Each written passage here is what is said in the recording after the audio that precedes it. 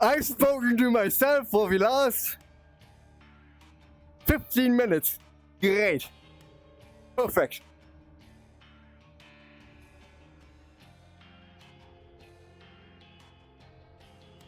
Ah! Oh god. Yeah, I forgot to turn on the sound. Shit. What I was talking about, fuck. Yeah. I'm not an expert on anything, on any legal topics. I can only go here based on what I've heard in Ace Attorney. On topics regarding Ace Attorney. And as far as I know, for the Japanese legal system, it's essentially whatever the judge says goes.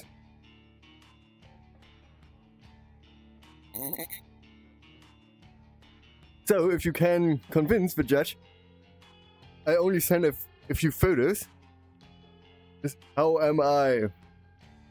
could I kill someone with that? How could I hurt someone with that? Then you've basically won. Then you can go off scot-free.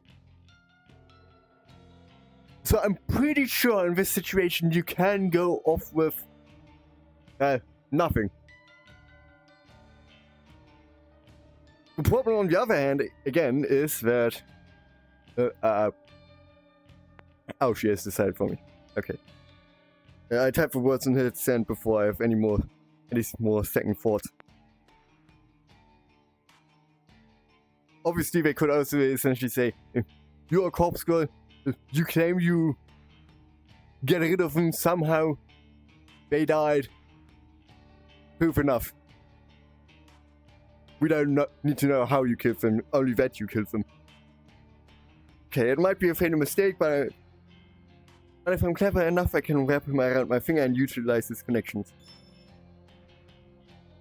Cool. Message you tomorrow. Bye. Kajiro's status immediately changes to offline. I rest my phone on the couch and look back to the laptop screen in front of me. The smiling, beautiful faces of two identical women stare back at me. That's right. I was about to start working on this most interesting request. Prediction right now. Kajiro made sent this in order to determine if Corpse Girl can differentiate between the victims. That's my prediction. I still have plenty of time before I need to get to sleep. With this thought in mind, I set about my task in high spirits.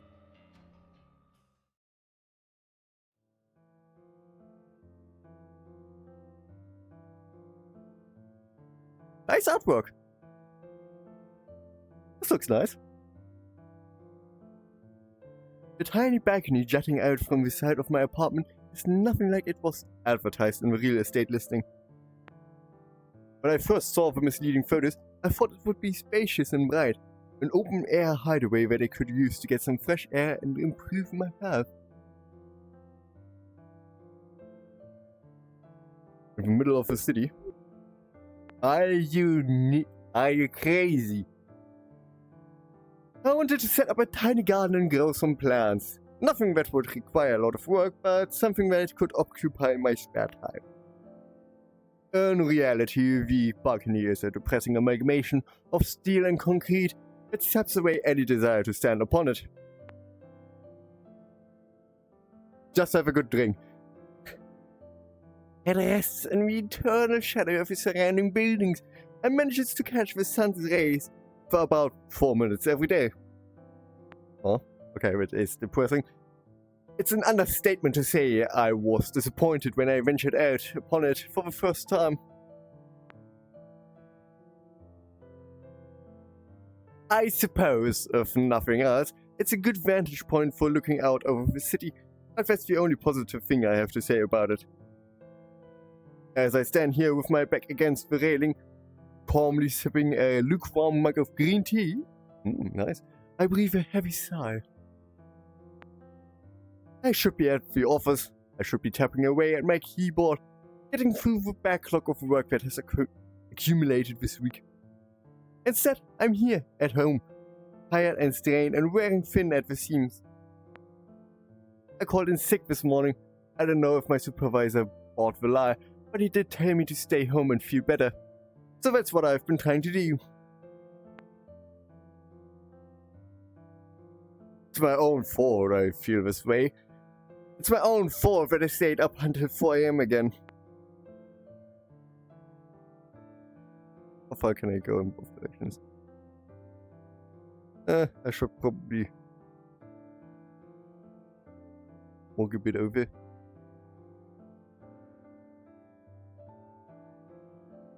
So I'm not blocking quite as much here.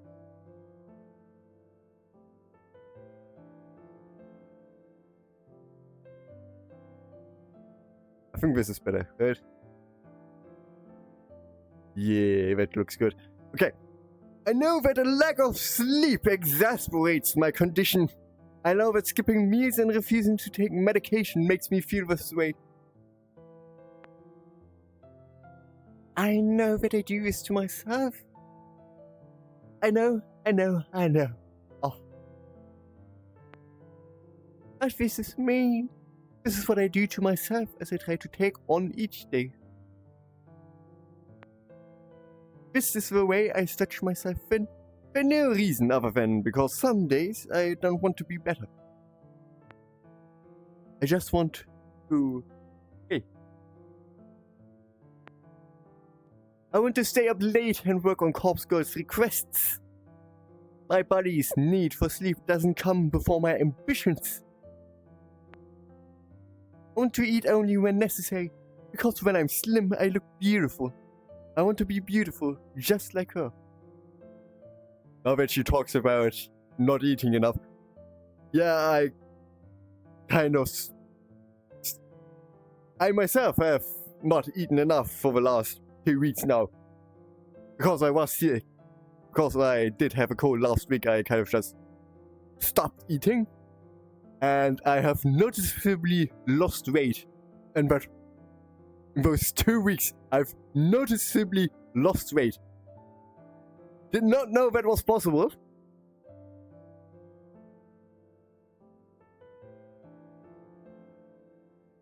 I'm kind of glad, and I'm kind of worried about how little fat I have. I want to be beautiful just like her.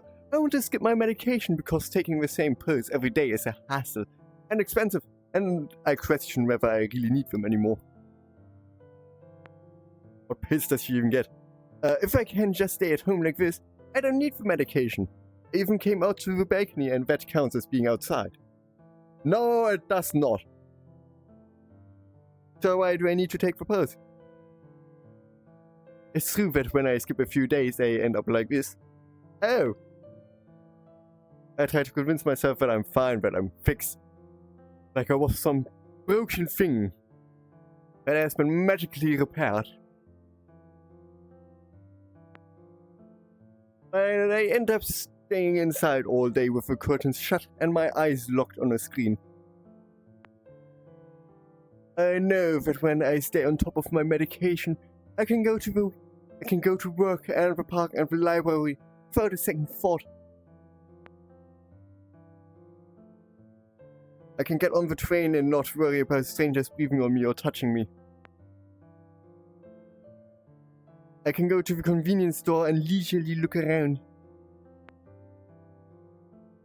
I even went to the restaurant last week and read a book while eating dinner, and no one even tried to cut me or abduct me. Jesus. And no one tried to strangle themselves in front of me and Yuriko. Can I really only go out and do these normal things because of some tiny pills that a doctor said I need? Or can I do those things because I'm actually better now? Maybe I was never unwell in the first place. Not irrational, just cautious, careful, concerned.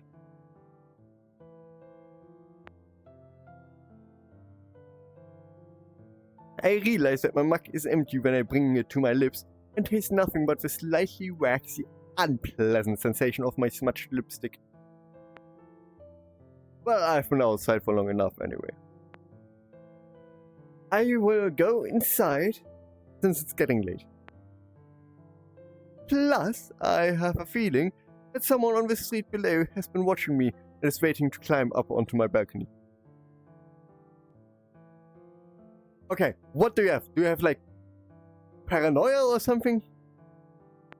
Like, a clinical paranoia or something along those lines? That the mug inside and retreat into my bedroom. What's that? What's that up there above me? Is that like painting or something? My phone is where I left it, sitting face up and begging for my undivided attention. And what is the popcorn flower doing over there? Yeah, right over there. What is that doing here? I snatch it up, unlocking the screen. I am greeted by the last web page I left open. It's my custom-made news alert for obituaries.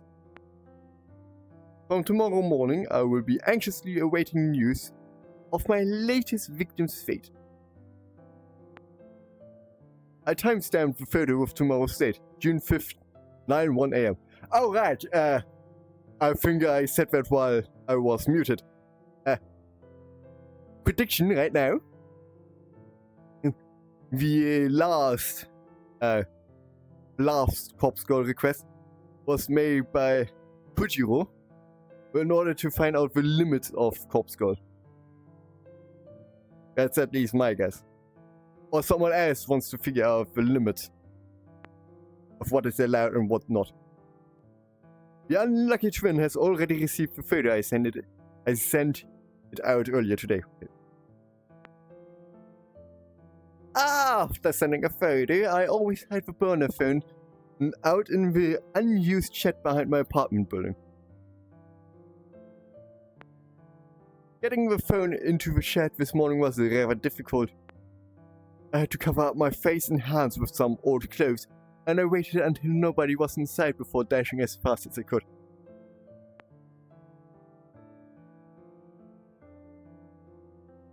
It took me a good 10 minutes to collect myself inside the shed before I could rush back to my apartment and lock the door behind me. Jesus, she has some serious problems. I don't think anyone tried to follow me. However, I know that I'm going to need to retrieve the photo again tomorrow, the phone again tomorrow, and dispose of it. I will check for a reply from the victim, of course. Not that they ever reply. But I will destroy the SIM and discard the phone like I always do. It might be difficult to get out there to the shed again. On top of that, I really should go to the office.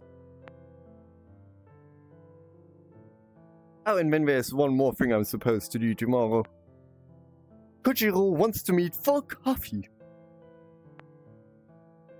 I'm not so deluded to think that I can pull off all those escapades tomorrow in my current state. I resign myself to reaching for a bottle of medication on my dresser. Which one is it?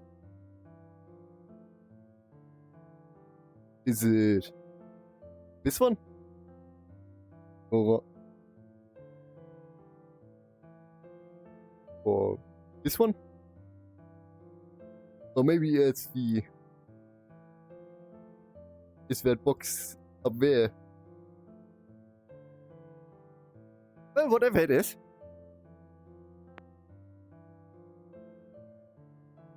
Maybe another week of taking these pills won't be so bad. They tend to increase my appetite, which is really annoying. It's a constant struggle to try and ignore the hunger that tears. It tears at my stomach. It doesn't have a very wreak havoc on my libido. I never know what to expect. Sometimes I can look at those photos of Aoi on my phone and feel absolutely nothing. Other times I can simply be scrolling through noise while standing on the train and feel an overwhelming urge to explode. I do my best to dismiss my doubts and fears as I swallow 2 of the tiny tablets. I follow up with a sip of water from the bottle kept next to my bed, and I fight the urge to retch. I'll take a shower to freshen up. After that, I should curl up in bed and read. I need to conserve my strength for tomorrow, so an early night is in order. Maybe tomorrow is the day I will finally be better. Ah! Where the hell were you yesterday? God, I feel Did you miss me? you, Noriko. Nah, just glad you haven't bit the dust yet. That's so sweet. Aww. Tomoe leans in close to me, almost uncomfortably so. Listen, have you had any trouble with Corpse Girl? No, I think I'm in the clear. Well, I guess the time marked on the photo has long passed. Maybe you really are safe. Yeah. Thanks, though. Oh, what a wonderful relationship. Thanks for what? For thinking of me. Ah, shut up. Tomoe's face is glowing red with embarrassment. Despite our differences, our interactions regarding Corpse Girl have helped us bond a little. I'm not counting on Tomoe and I having a lasting friendship. Even just quiet peace might be expecting too much. I think it's in Tomoe's nature to want to pick fights with people, regardless of whether she's close to them or not. I wouldn't be surprised if we end up quarreling again, no matter how much we learn to respect each other. I'm at my desk if you need me, but don't bother me, you know? She waves and leaves, that cryptic statement in the air behind her. I return my attention to my computer and mark a few tasks on my list as completed. The next person to roll up to my desk and interfere with my work is Shinya. You weren't in yesterday? Nope. Are you well? Yep. Okay. I've been meaning to speak to you about Sato. Aoi? Yes, the thing is, I'm kind of in deep water because of her not showing up to work. And then resigning immediately. Shit. I was supposed to talk to you about that, actually. It kind of slipped my mind. Oh, right. I'm sorry, Shinya. It's my fault, really.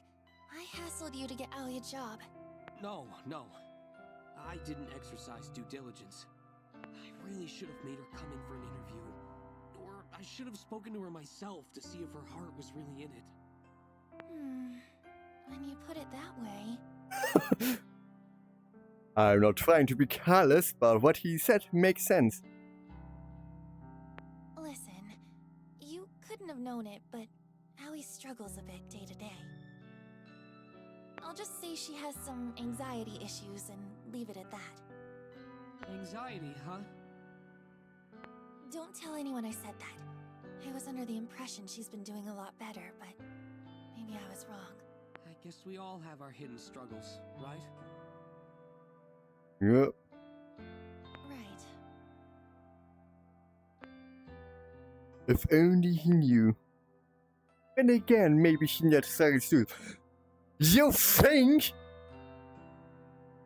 Maybe dating Tomoe is his cry for help. No, I'm not sure about that one.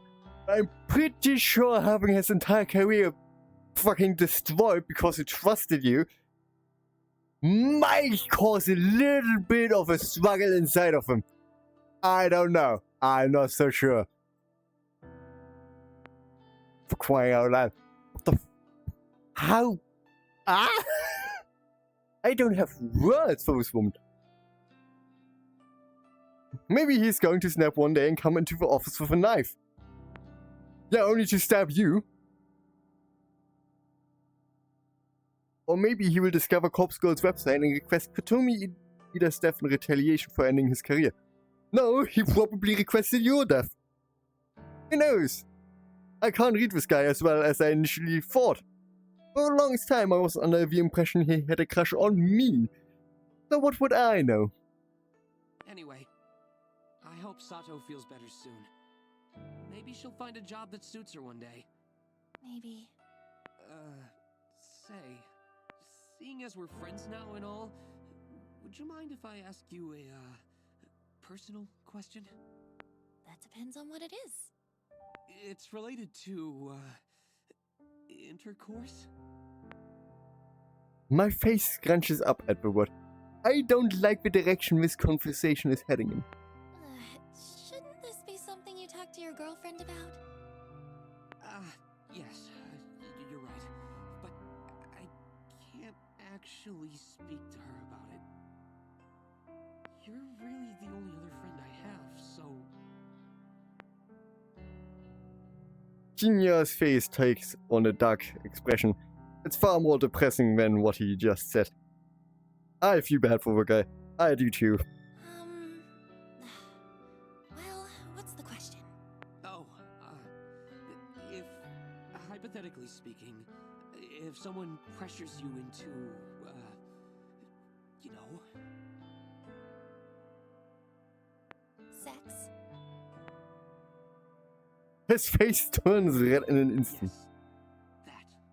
If someone pressures you into it and you really don't want to do it, what should you do? Say no. Firmly and loudly. No one should make you do things you don't want to do. Yes. Of course. I feel that my answer didn't give Shinya the comfort he is obviously seeking. Is Tomoe pressuring you into going all the way? No, of course not. She would never... Never mind. It was foolish of me to bring up this topic. I'm really sorry, Noriko. Please, forgive my lack of professionalism. Shinya bows to me deeply, his face parallel to the floor. He quickly turns and scuttles away before I get the chance to say anything else. What was all that about? Could Tomoe be pressuring him? I wouldn't put it past her, but something doesn't feel right. She seems really smitten with him. Would she really push him like that?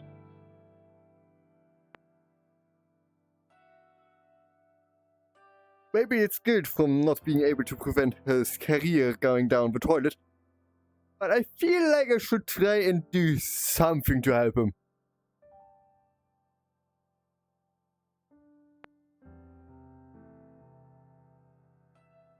Damn, did our girl just learn empathy?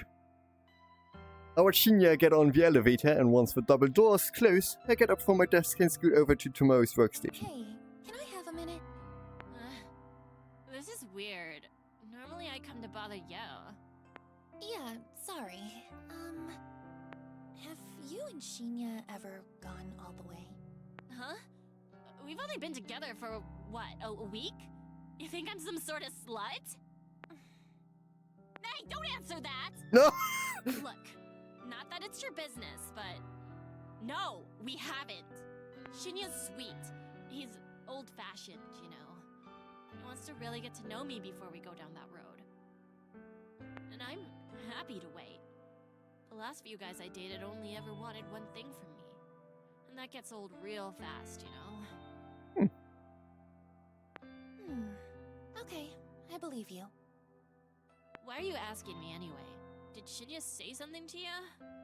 No, I was curious, that's all. Why are you lying? Why are you lying? You think we're real friendly now, don't ya? Well, I don't mind some girl talk. Come talk to me anytime. Thank you, I'll do that. Tomoe waggles her fingers in a goodbye wave when I return to my desk. If I take Tomoe at her word, which I find myself doing increasingly often, and she's not trying to get Shinya to do anything he's uncomfortable with. So that can only mean one thing. Someone else is pressuring Shinya.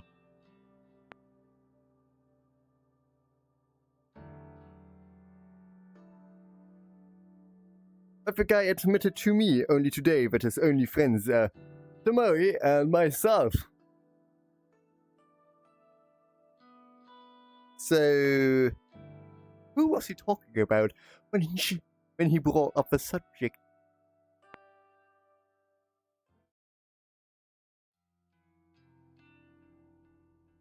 I feel like I'm fundamentally not serious enough for this game. Anyway, I'm a little worried that I haven't received a news alert for an obituary today. My latest victim, a twin woman, had a photo timestamp set to 9:01 AM this morning. If my method worked, like it has the last few times, then she should be well and truly dead by now. She should have slit her own throat, or someone mysterious should have come along and slit it for her. It's not like I've managed to identify how Corpse Girl's power works. I'm no closer to figuring out why her victims die. All I know is that they do die. And yet, I can't find any matching obituaries for the day. I've tried searching manually too. I can't always rely on my automatic filters to get it right. I scoured every source I can find and have come up with nothing. It's possible that she hasn't killed herself yet. Possible that she's planning to do it. Unlikely. Or maybe someone else is still plotting to kill her on Corpse Girl's behalf. It's also possible that this time my victim won't die. Depressingly, that puts me back to square one. My winning streak will be over before it really begins if a corpse photo has no effect. I make a mental note to discard the burner phone when I get home. I somehow forgot to get rid of it on my way to work, being so absorbed in my strict morning routine. But it is not too late. Barely 24 hours have passed since I sent out the photo. I'm not straying too far from my modus operandi. Yo, you came. Mad. Yo. The familiar halting voice snaps me out of my thoughts.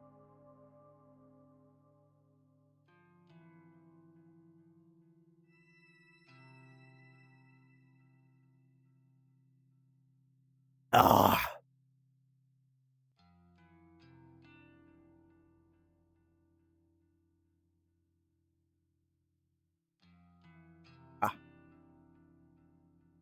Some good old cold water.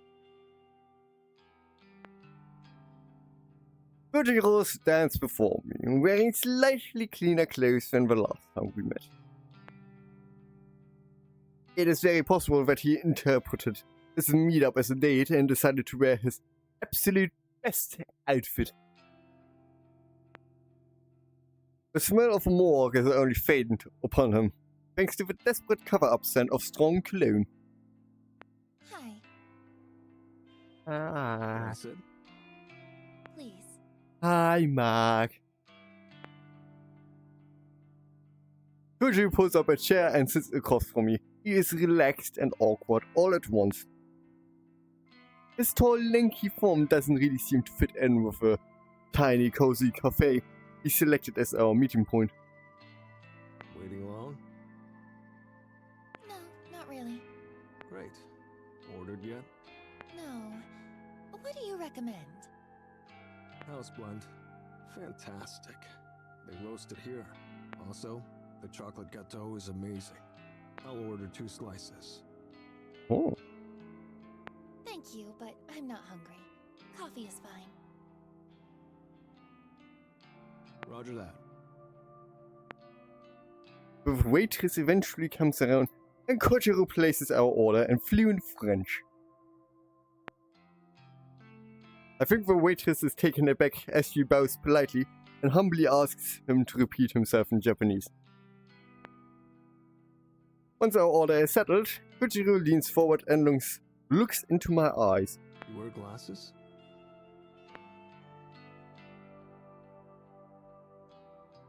I subconsciously reach a hand to my face and check if I'm indeed wearing glasses. Of course I'm not, but I am. No? Why would you say that? Kajiro leans back casually and shrugs. And by the way, I remember. Maybe you had them on last time. it annoys me. A thing that annoys me about VR is that I need to wear glasses in them. When I play VR, like right now, technically speaking, I'm in VR chat here. I need to wear glasses or I can't see shit. It's even worse than just walking around without glasses in reality. I cannot see anything. Why? Oh, why did you do it like this? What happened? Why is it like this? Could someone explain to me why it is this way? Write it in the comments. Last time is he referring to when we met at the library? I've never worn glasses. Sorry. Don't be sorry. Just making conversation. This place is great, right? It looks nice, certainly. It's true that the cafe possesses a quiet, comfortable atmosphere. The smell of freshly roasted coffee lingers in the air, and the display of various cakes at the front counter doesn't make me ill. I can make out the faint sound of acoustic music in the background, with vocals and what I presume to be French. All in all, it is a nice place. Kajiro shows well. Oh, is this place expensive? I just don't have much money, that's all. Don't worry. It's on me. How's work? The bank, right? I cock my head to the side. Did I ever tell him what I do for work? I don't recall saying anything on the subject. I work at the head office for Temujin, not in an actual bank. That's so. Huh. Read your profile wrong. I relax somewhat at his explanation.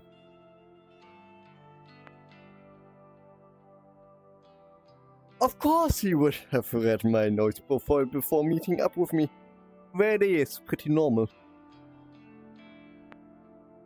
I don't keep much personal information on there. But it is true that my workplace is listed. Our conversation is put on hold as the waitress returns with 2 cups of coffee and a single slice of chocolate gâteau. What valley? What is chocolate gâteau? I want to find that out, but I also don't want to spend too much time on it. Good.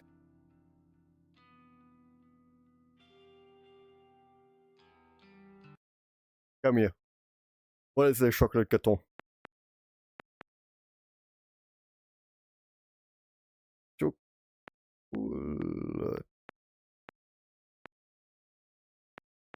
gâteau or something like that.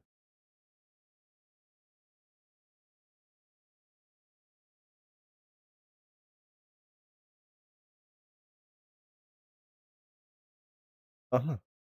A very complicated chocolate cake, it seems. I mean, a layered chocolate cake. Some kind of.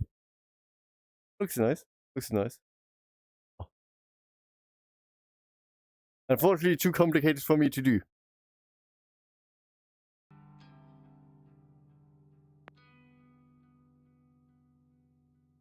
If anyone has ever tasted one of these, tell me how it tastes. It looks delicious. The cake is delicate and moist, and my stomach growls in betrayal of my convictions.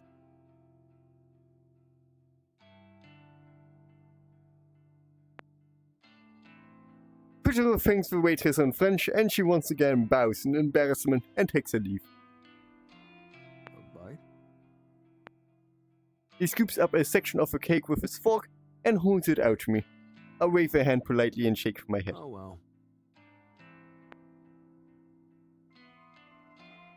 He takes a bite and looks immensely satisfied with his choice of dessert.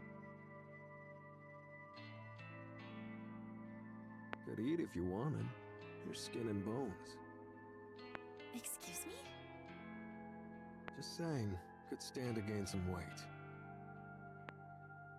The nerve of them! Who would say that to a young woman? I'll have you know that I eat perfectly well. Think. Whoa. Sorry. Wasn't trying to be mean. You're gorgeous. Just saying, some cake wouldn't hurt.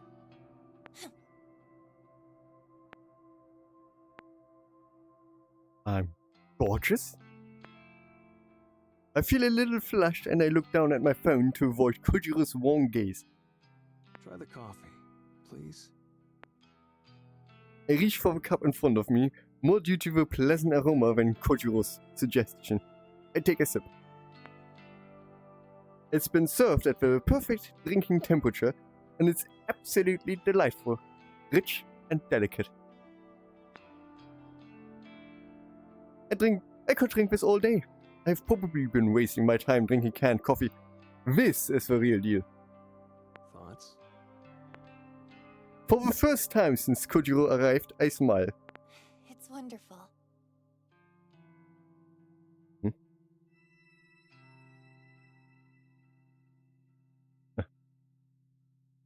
Right? I like your smile. This guy is really laying it on thick. I didn't come here to be swooned. Still, I like him. A bit creepy, but not worryingly so. The praise is kind of nice, even if he is just trying to play me with the oldest lines in the book. I figure I should switch the subject to encourage him to stop flirting. So, how long have you worked in the morgue? Wow. Good question. Okay, let's see. 34 now. Started there at 22. Huh? Damn. 12 years. Never thought about it. Shit, I'm old. One day you start and then you not at never all. stop. You're older than I expected, but really, it's no big deal. How old are you? Can I ask that? I don't mind. I'm 20. Phew. Okay. Right. Is that an issue?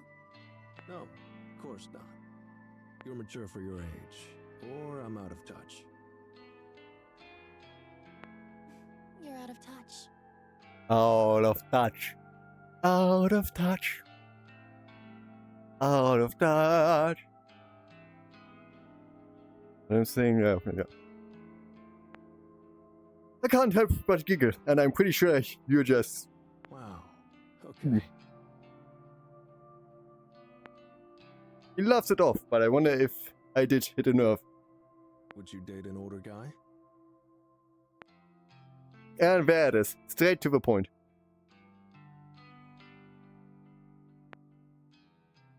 How do I answer a question like that? Good question. I've got no issue with age, but I don't really know if you're my type. And if I can be honest, there is someone I have feelings for already. That's Oh, so. right. Unrequited love, huh? Something like that. Props can't compete with that. Well, that's okay. You're stunning. Out of my league. Thrilled to be friends if nothing else. Friend sounds nice. Mad. Mad. He raises his coffee cup in a toast, then takes a sip. Maybe I had him wrong. He might be a bit more mature than I gave him credit for. He's 34. If you can take rejection without pressing the point, that speaks a lot about his character. So. Yeah, good point. I just realized there are quite a few people who can't take a rejection that well.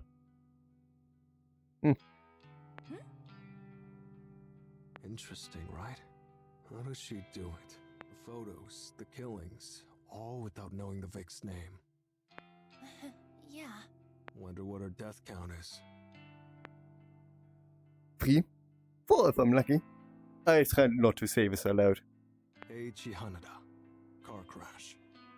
Was it plank at the brake line? Drugged? I have no idea. Sorry.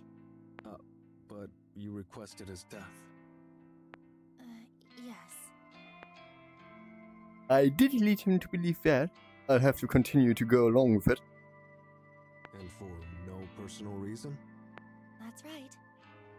Brutal. Don't request my death, okay? We'll see. His face lights up, almost as if he's impressed with an ambiguous answer. Excited even.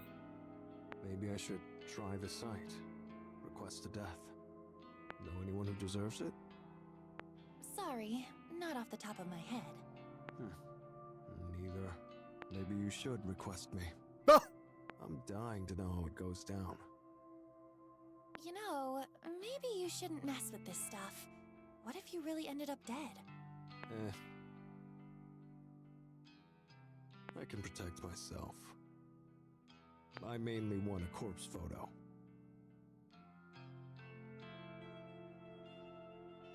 How does she do it? Oh, by the way, you read that book I gave you? You mean Strange Flower? Bingo. I'm halfway through it. Wow, fair effort. It's long. Thoughts? Yeah. What are your thoughts, Noriko? It's interesting, I won't lie. Nobel Sinclair is a sicko, right? Right. He's not all there. Halfway through, huh? So? Has he dined with the dead? Yeah. Who was it? His school teacher, I think. He dug up her body 2 days after she died and then dressed her in his mother's Sunday best. Oh, how nice. Yeah. Took the corpse out for Italian? I can imagine the waiter's reaction. Ah, classic. Kajiro seems to really enjoy reminiscing about the book. The story is definitely interesting, but the way he's laughing at it makes me a little worried. And again, the guy works in a morgue, so maybe the whole scenario is just comical to him. Oh, that's it there.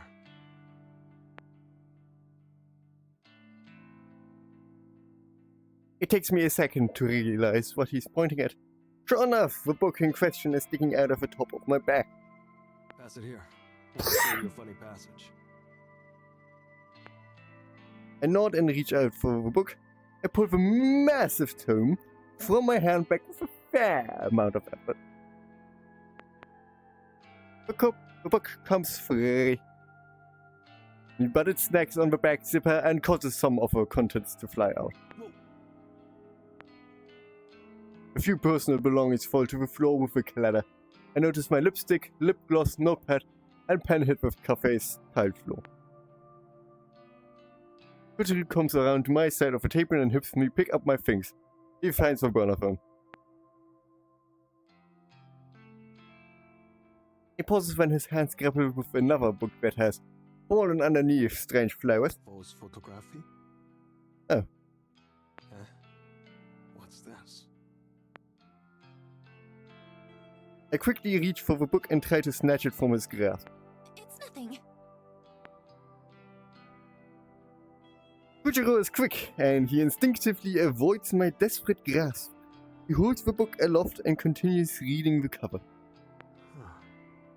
English? A comprehensive history of photo manipulation. He returns to his seat and flips through the pages as I finish packing my belongings away.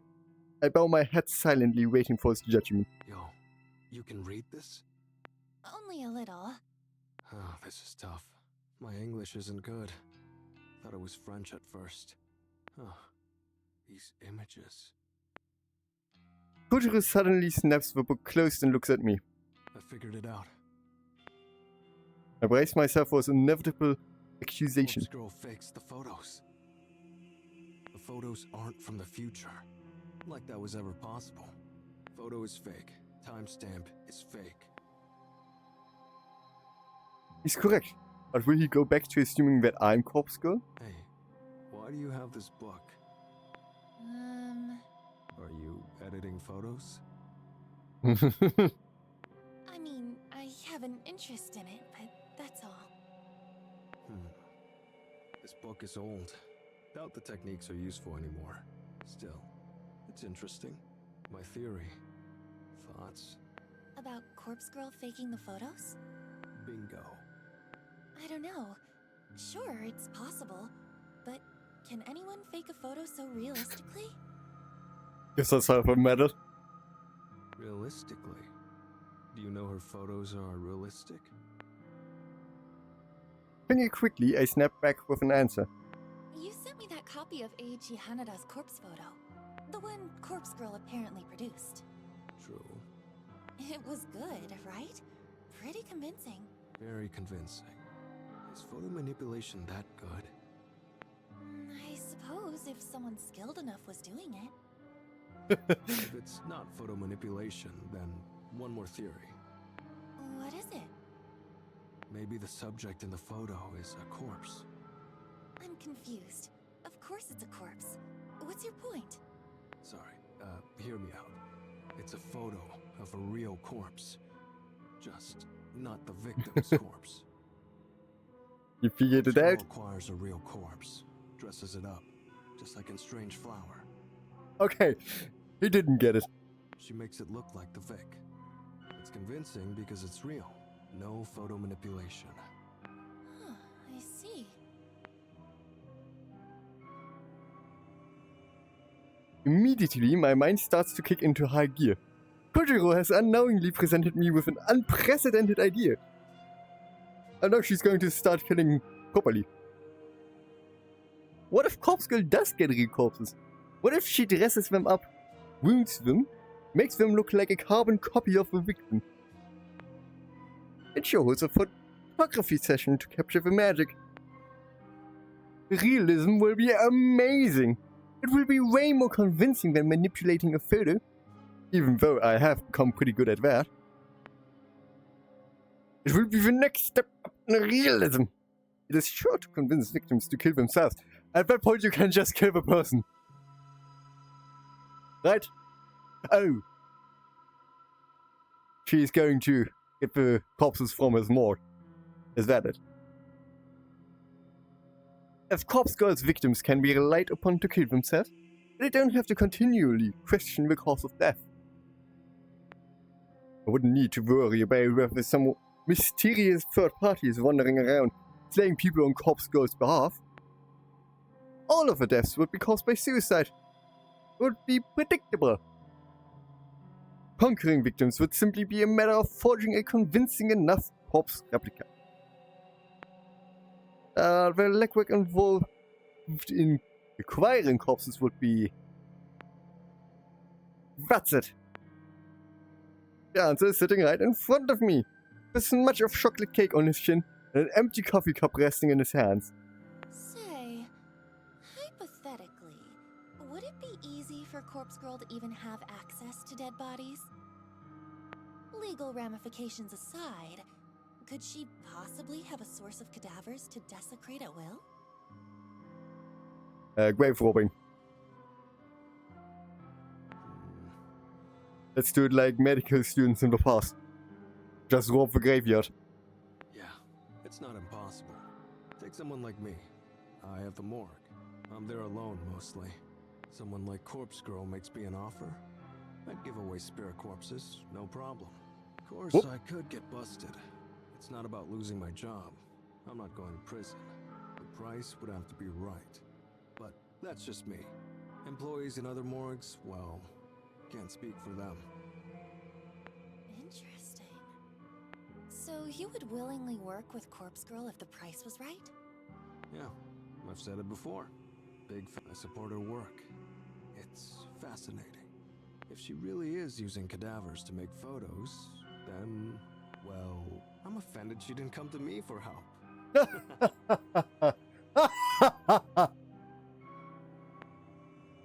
This is amazing! I never imagined this meeting could be so lucrative. If I want to get my hands on all the corpses I will ever need, I can just ask him here and now. Well, it's still working? Yep, it seems like it. I find myself breathing heavily. And I notice that my cheeks are warm and my head feels slightly airy. It all comes down to whether or not I really want to step up my game.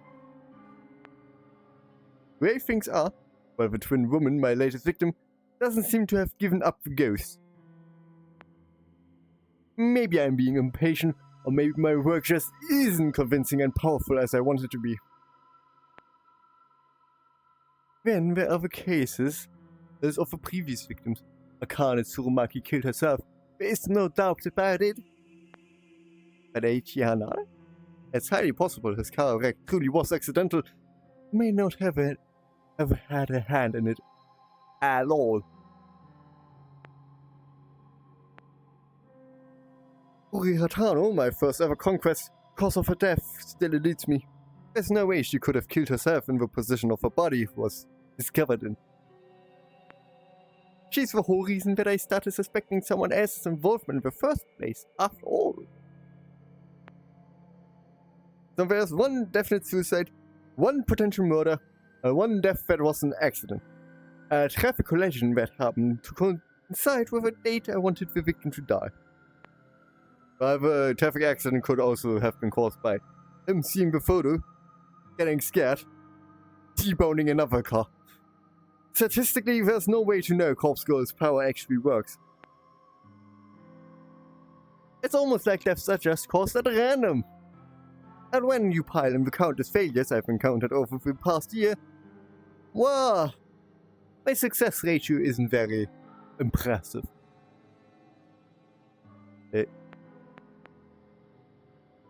Hey, come back.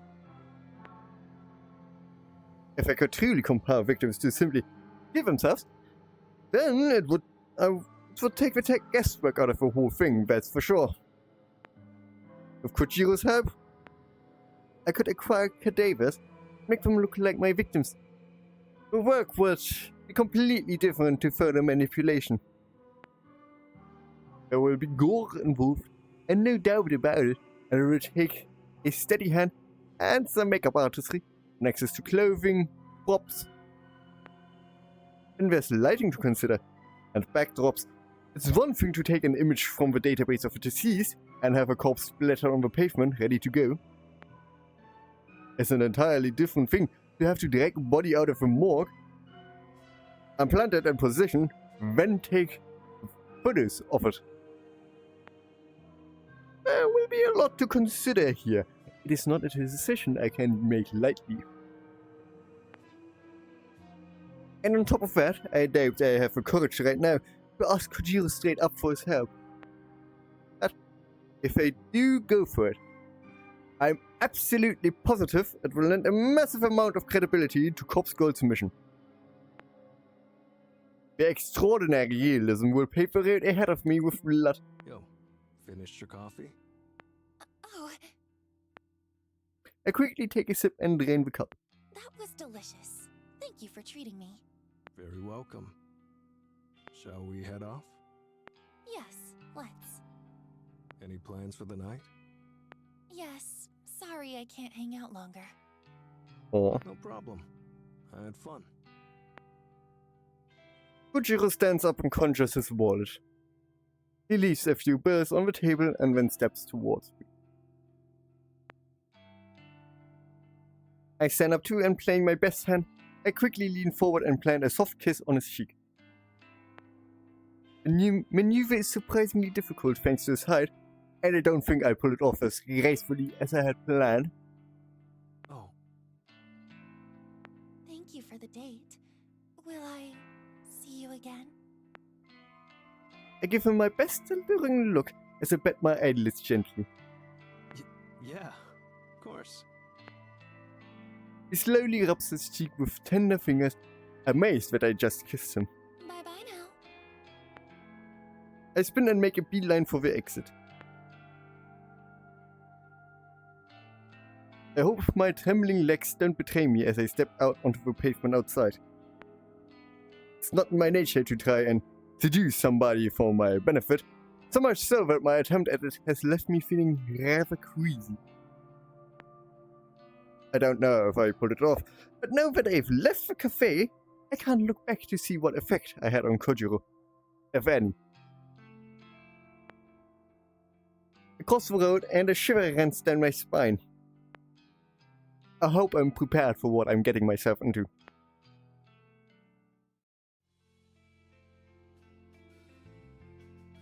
Hey, isn't this the more from the start? The weekend is here, and despite my desire to stay inside my apartment with the doors locked and windows closed, I find myself at the mall shopping for a new phone charger. My current charger gave up on me at midnight, and now my phone is running dangerously low on live power. I tried plugging into different outlets. I tried plugging out into my laptop, but nothing I did gave my device even the slightest amount of charge. I thought for sure I had a spare charger lying around somewhere, but I turned my apartment inside out trying to find it. I couldn't. I couldn't find the right type in my drawer of burner phones. So either the charger has died, which is the best case scenario, or my phone has become faulty. I hope the latter is not the case, because I really can't afford to purchase a new one. Getting it repaired is out of the question. I refuse to hand it over to somebody for a day or two and go without it. So I'm hedging my bets on the issues being with the charger. If I can buy a new one, all my problems should be solved. This is what I tell myself as I scurry through the crowded mall, dodging left and right to avoid careless people trying to bump into me. I know there's an electronics store around here somewhere. Even a discount store would probably have a budget charger that will still fit my device. I just want to find what I'm looking for and get out of this place. As I blindly navigate the area, I think back to last night when I first noticed my phone was no longer charging. I had been browsing through the obituary newsfeed, searching desperately for any sign of my latest victim's demise. No clues came up. There were countless new obituaries, of course. It's a black country, and people die every day, but very few matched the description of my victim. The obituaries that did match that had photos included, but none of them looked remotely like the twin woman. It was dead end after dead end. I might have to just accept the fact that this latest request will go unfulfilled. But accepting it makes me angry. Very, very angry. I find myself stomping through the mall more often than simply walking. A few people glance at me, but I don't pay heed.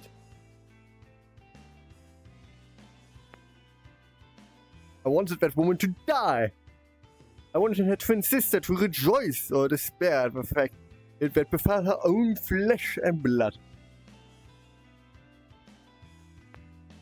I wanted her to feel the fear of seeing her own corpse in the photo. I wanted her to feel the cold and clammy hands of death tugging at her skirt, whispering to her, inviting her to spiral down and down and down and down and down and down and down and down. To spiral down and just die. To give up, to die, to spiral down, and to die. To spiral out of control. I wanted her to die. I wanted her to die. I wanted her to die. Spiral down, down, down. What? didn't you die?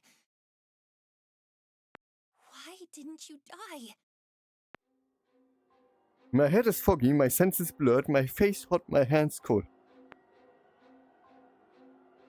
I repeat the mantra through gritted teeth. Why didn't you die? Why didn't you die? Why didn't you die? I fall to my knees and scream at the top of my lungs.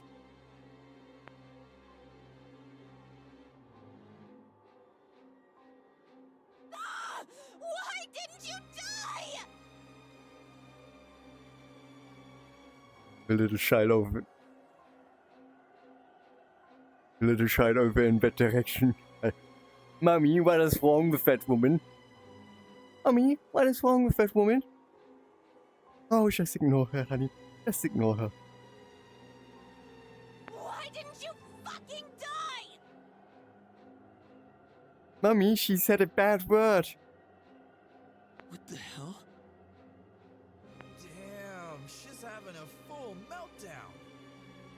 Can we get a security Kinda guard hot. down here, please?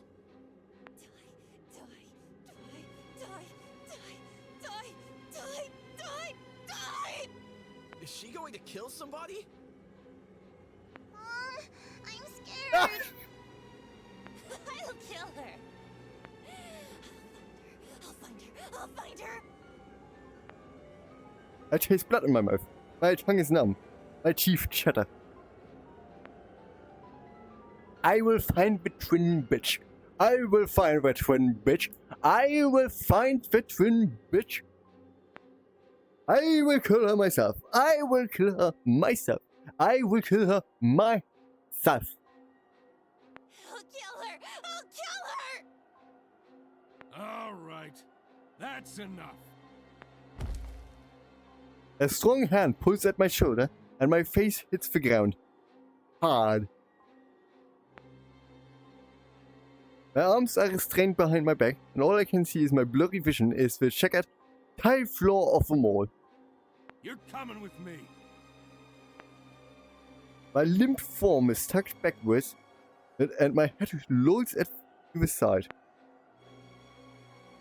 I shut my eyes and let the blackness envelop me.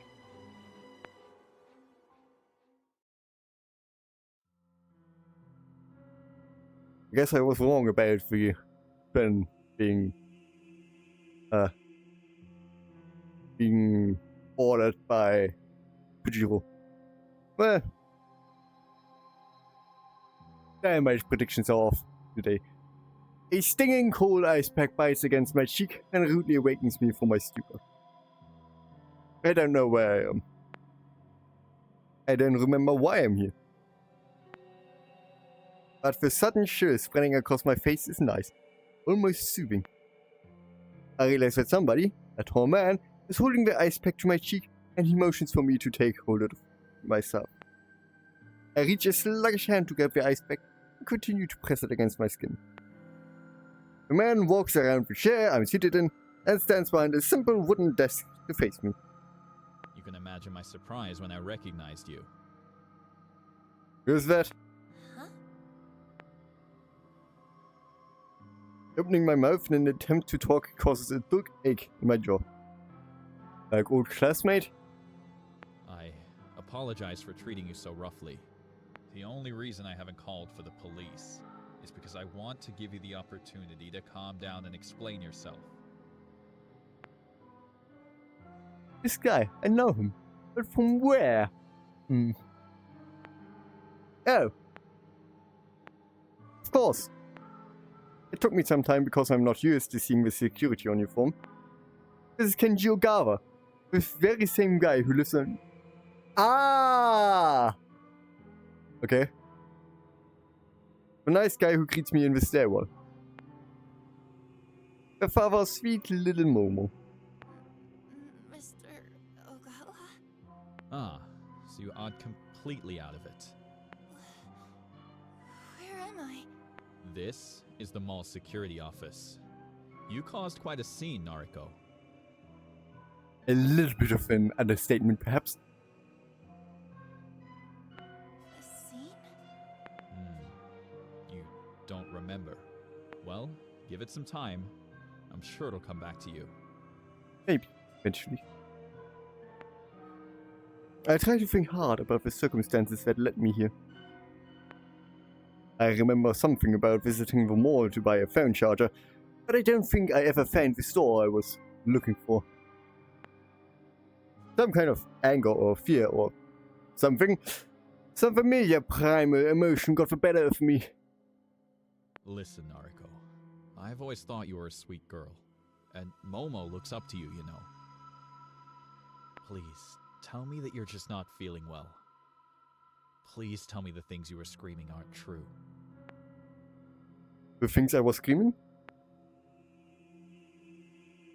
An image of a smiling woman flashes in my mind. A twin woman with beautiful features and lovely hair.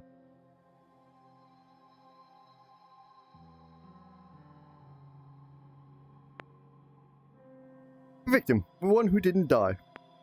That's right. I remember now. I lost my cool. Almost lost my cool there. I became so overwhelmed with frustration that she didn't die. I must have broken down and unleashed my anger here, right in the mall. Stupid, stupid, stupid, stupid. This is all because I went outside. I went somewhere I don't normally go. I never touch grass. I'm usually fine about going to the office, it's familiar. Convenience store is fine too. In fact, my whole meticulously planned morning routine rarely bothers me. At the shopping mall?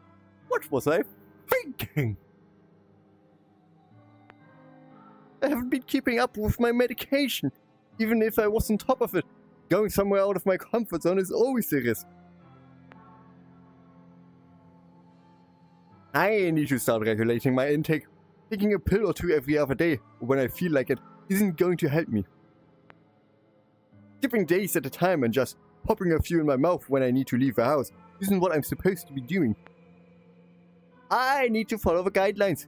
I need to keep a strict schedule of when I take it. What? When I take what? Damn it, Noriko.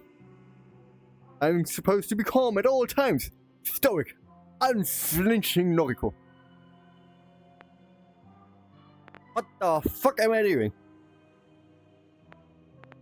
Nariko, you still look a bit flustered. Do you want to lie down for a bit before talking to me? No. Okay. Well, do you want to explain what happened? No. Huh. I never took you for a troublemaker.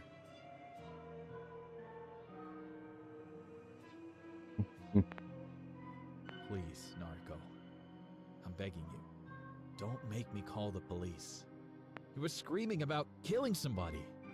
You were manic. You can't just act like that in public.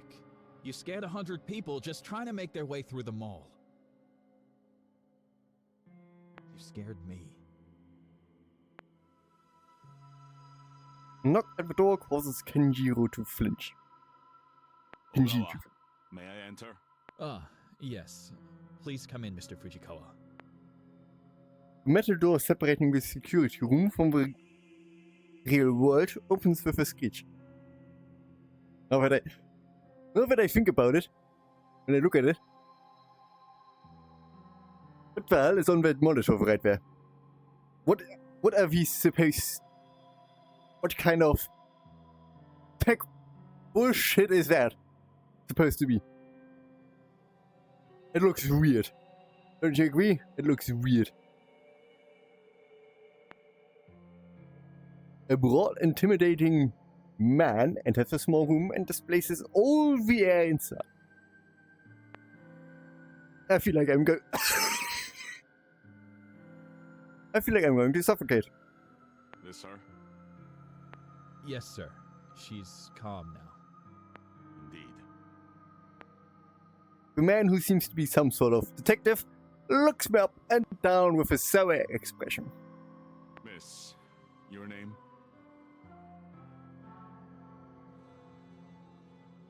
Don't disappear on me. I don't answer him. I see. Sir, if I may, This is Nariko Kurosawa. She's an acquaintance. Is that so? An acquaintance? Well, that speaks volumes about your personal life, Ogawa. Sir, That's not nice. Leave us be. I wish to talk to her. yes, Mr. Fujikawa. Kenji bows, his grim smile cracking under fear as he exits the room. The detective, or whatever he is, towers over me. He pulls out a badge from inside his jacket and flashes it. My At me. name is Fujikawa. I'm a detective, an investigator for the Tokyo Metropolitan Police Department. You must understand that we take death threats very seriously in the police force. Huh? Excuse me, but Kenji said he didn't call the police. Kenji? Ah, Ogawa. Well, never mind what he said. I was here already in regards to another case. I happened to witness your little outburst. Oh.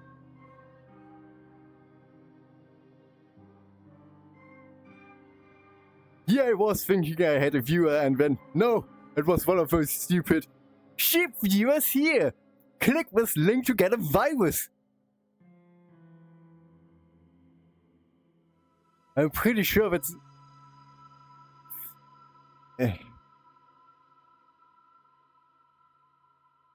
Let me just quickly... No. Denied. Okay. I was here already. Yeah, we already had that one. Ogawa was kind enough to allow me a moment to interview you personally. Right. So, what do you want to talk about? Listen, if I were in your shoes, I'd drop the sardonic act. I have reasonable grounds to arrest you here and now. What does sardonic mean? Why do you make me Google stuff the entire time?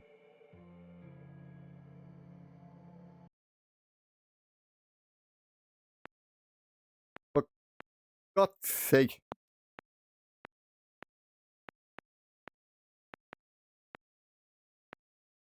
What is a sardonic act?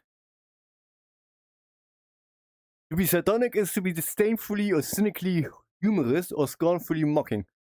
A form of wit or humor, being sardonic, often involves expressing uncomfortable truth in a clever and not necessarily malicious way, often with a degree of skepticism. Okay.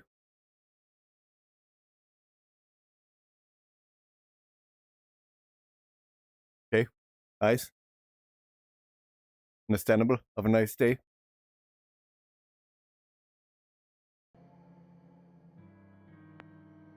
His voice drips with pure venom.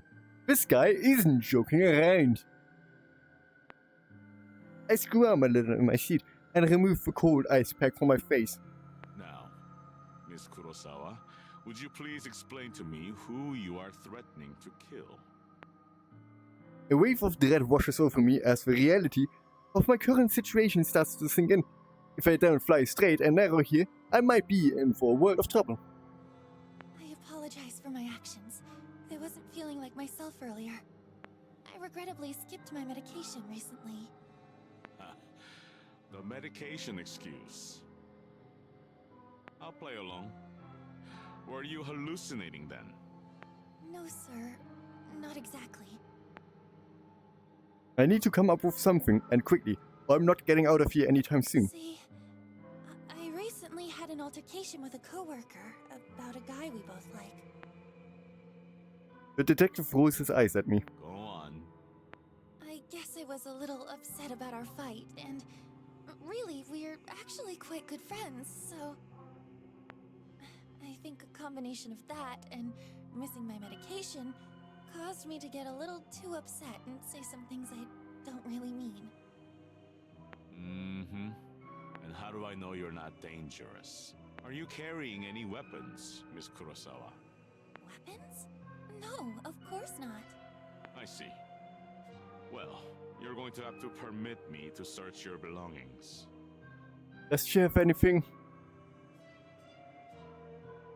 The phone? Well, 2 weird books. I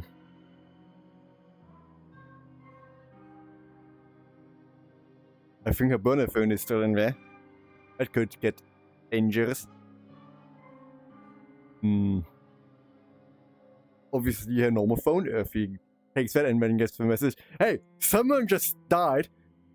That could be problematic. Right. Let's see what he finds. I can't allow you to leave until I have established that you're not a threat, right? The detective lurches forward and roughly grabs my handbag. Hey! He tears it open and rummages around inside. I'm somewhat relieved that I'm traveling lightly today. I even left the 2 books I'm reading at home. He finds nothing of interest in the bag, save for one thing, my phone. He taps the screen, toggles the power button, and smacks the phone against its open palm. I realize that the last drop of battery power must have finally drained. I'm probably lucky for that fact. If you found certain things on my phone, I might be in trouble. It's not like I keep corpse photos on there. That's what I'm collecting. That's what my collection of burner phones is for. But there are certain things that would be incriminating if they fell into his hands. My noise chat log with Kajiro, for starters. And then there are those images of Aoi and Tomoe, and that famous singer that had her phone hacked, and her private photos uploaded to the net. Aoi knows I have her phone. She's okay with it. Tomoe doesn't know about hers. That would be hard to explain. The singer, on the other hand, was part of a big scandal a few months ago. Probably half of Japan has seen her photos. Still, I'd rather keep my personal matters completely private. I don't want this asshole looking into my affairs. The battery is dead, sir. Where is your charger, then? I don't have one with me. He grunts and throws the phone to me, and I barely manage to catch it with my brittle, skeletal, clumsy fingers. Here. I need to make a call. He leaves the room unceremoniously, and I hear the scraping shriek of a steel deadbolt, locking the formidable door behind him. I breathe out and try to calm my nerves. I look down at the phone in my hand and see my mirror image counterpart peering at me in the black reflection. I don't look as good as I normally do. My makeup is smudged, which is strangely becoming more and more common for me. I think I've gained some weight. My gaunt face seems fuller somehow, and my prominent cheekbones are softer. This girl is staring back at me. She's not wholly familiar. Is this not Kurosawa? Is this Corpse Girl? I look like some aberration, some sickening concoction of myself and some person I don't fully recognize. I don't understand how I could have gained weight. I've been eating less.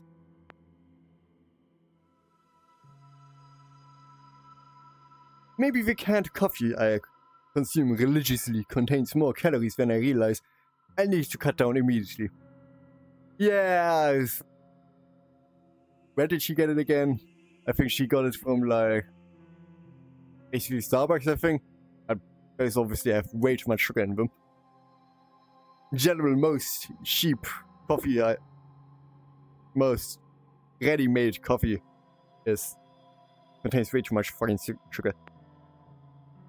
A sour taste rolls around on my tongue, and I swallow it reluctantly.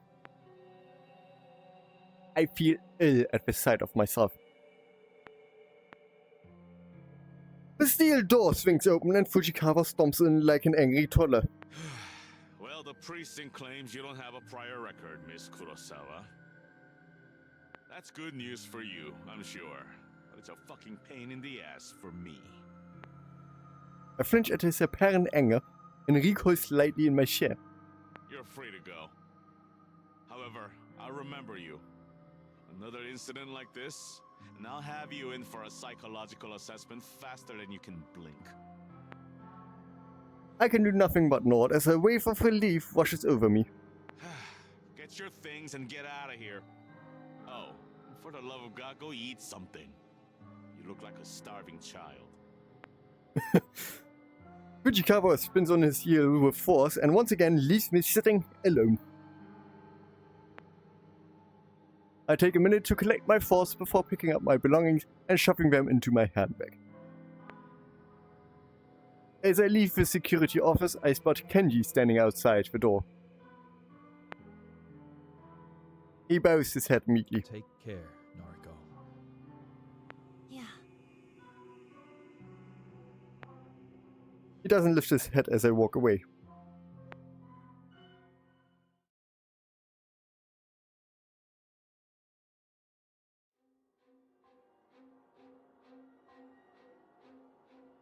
So much for stoic, unflinching Noriko. Remember stoic, unflinching Noriko? This is her. Weak of flesh and weak of will. Weak. Weak. Weak! Noriko can control her emotions. Noriko can't face the world outside without the help of happy pink pills. Noriko. Noriko. Noriko. She keeps calling herself that. I keep calling myself that. But I'm more than that. More than her. I'm Corpse Girl. I'm bigger than the frail body before me. Oh, it's getting darker. What do my looks matter in the grand scheme of things? What does my ego matter? I want to be beautiful, thin, gorgeous. Kajiro called me gorgeous. It made me feel good. But that doesn't matter. None of it matters. Corpse Girl matters. She will succeed. The world will continue to spin. I need to gain weight or lose weight. I need to look like Aoi with a small frame and cute features. And that bust that's too hard to look away from. I need to look like Tomoe with a fuller figure, obscene fashion sense, and with only beautiful eyes that she doesn't deserve. I need to look like Yuriko with a bad haircut, terrible piercings, and trashy clothes. I need to look like Mother, who is just like me, and Yuriko combined, but with vacant eyes that used to be sparkling and clear, but now just glaze over whenever you try to talk to her. I need to look like Noriko, with her dark hair and her intense gaze, and her healthy, acceptable frame. A totally acceptable frame that's definitely not too thin. I don't need to look like the skeleton with living corpse. I don't need to look like this physical embodiment of hunger and longing, and lust and fear and stress and anxiety, uncertainty and ambition and exhaustion. Fuck you. I curse at the mirror and spit on my own reflection. Fuck you. I clench my fists until my nails dig and tear, and pierce my flesh, letting blood trickle between my knuckles and drip down to the carpet. I don't want to be you. I'm better than you. I'm better than you. I'm better than you. But I am you. I am Corpse Girl. It is what I always wanted. It's that sense of belonging that I always sought. It's that feeling of home that I reclaimed after home was lost. After Mother moved and Yuriko got put on ice. And after I found this apartment that felt so strange at first. This is who I am. I love your hair. Your eyes. I love you. Don't ever leave me. Don't leave. I raise 2 fingers on my mouth and kiss them gently, then press them against the mirror. I love you. Don't ever change.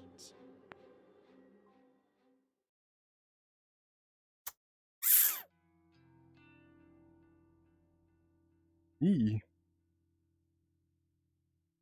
To my absolute delight, I woke up this morning feeling really refreshed. I was worried that my temporary incarceration at the mall would continue to stress me out today. Thankfully, my fears were unfounded. Nothing goes above. Nothing is better than a small mental breakdown. For your psyche. I spent the early morning cleaning up my room. I had to use some elbow grease to get a few specks of blood out of the carpet, and to clean a bit of lipstick off my mirror. I even took my medication with a tall glass of water, and I didn't skip the pills I don't like this time. It will be some time before I feel stable, and maybe even a few weeks but the fact I'm already taking steps forward has done wonders for my mood. Today is the day to stay inside and work on me. I can't have another incident like yesterday. I can't break down in public and put myself at risk. I can't break down at home again and feed on my insecurities and anxieties. I need to be strong for Corpse Girl. For me.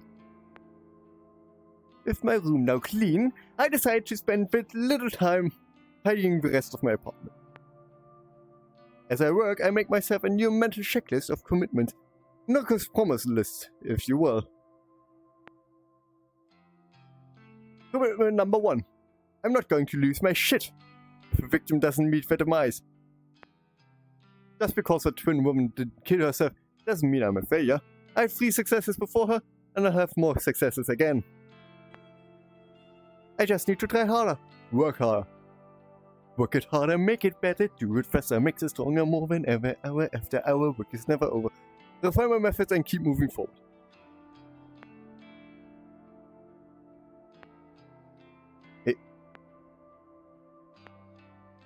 And I'm not at a dead end yet.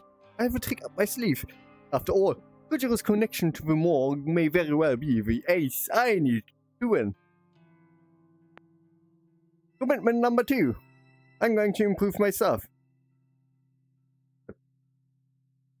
Get back. Get back in my hand. I won't say that I will fix myself. I'm not broken. Not yet. No need to fix yourself.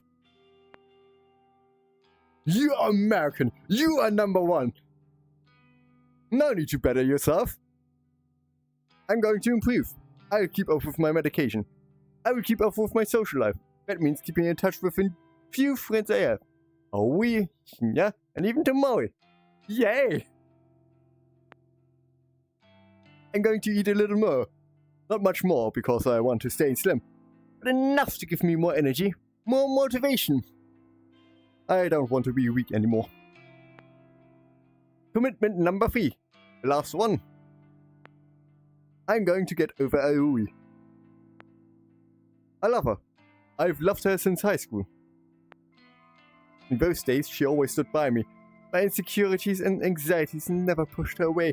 She knew what I was going through, what I still go through, and she could relate to me.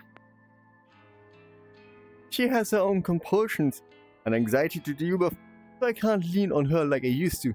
Instead, it's my turn to help her out. But I will move on from obsessing over her. She isn't ready for a relationship, and she explained all of the reasons why when she rejected me so long ago. Clinging to the hope that one day we will be together isn't good for my current state. I need to be moving on, moving forward. I need to let go. She is, and always will be, my dearest friend. I will always love her, but I will let her remain as simply my friend, and I will find someone else to call a lover.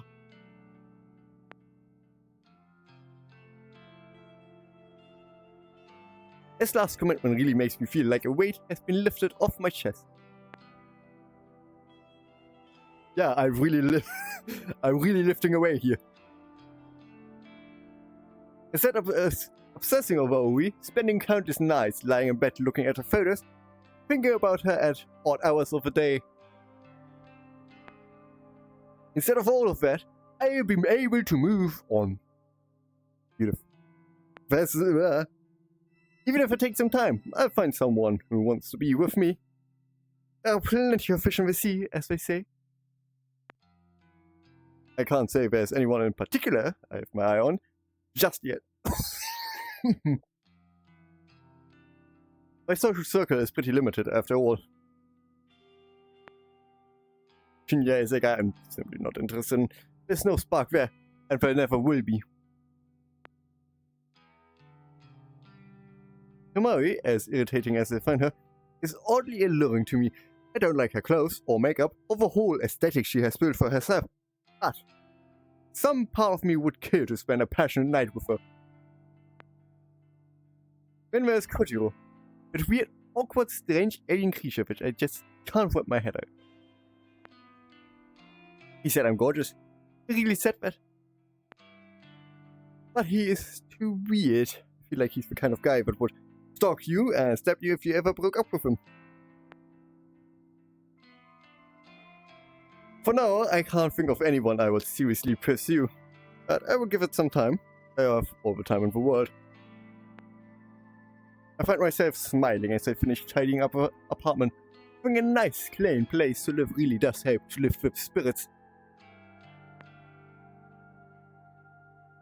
Unfortunately, I still haven't managed to get rid of that lingering scent of mold that always wafts around. It's a musty odor that seems to be ingrained in the very walls of the apartment building, for at least as long as I've lived here. Someone somewhere died in there, I guess. I know it's not coming from my apartment because it's pretty easy to smell from downstairs too. And as far as I can tell, my place is completely mold-free. I might not be the best at cleaning, but if nothing else, I keep disgusting mold out of my home. Still, the occasional odor aside, my place is clean and cozy now. I lay down on the couch and stretch my body, letting my taut muscles stiffen and then relax. The day is still early and it feels good that all my chores are already complete. I need to stretch it also, as well. Especially my feet. Oh, gosh. And I specifically decided to wear thicker socks today because I knew I would stand around for 3 hours. Stand around and walk for 3 hours. But it still hurts. It still hurts, like... I don't even have any real descriptor of it. I don't know what to say. It just hurt. It just hurt like a bitch. Even when I walk around on the carpet. The icing on the cake is the fact Corpse Girl has 2 new requests, sitting patiently in her inbox. I logged in earlier and saw them, but decided to sort out my cleaning first. Now I can reward myself by spending... What? God damn, the headset is running out of battery. But while I'm at it, I'm going to also put on my face so I don't constantly walk on my own pants.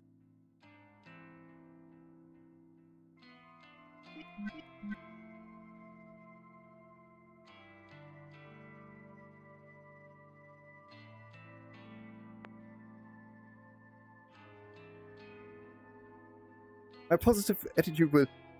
Unable to restrain myself anymore, I snatch up my laptop from its charging port. I flip open the lip and gaze at the photos that I downloaded earlier. My 2 new victims, fresh blood. The first is an older male, maybe in his 50s, typical businessman.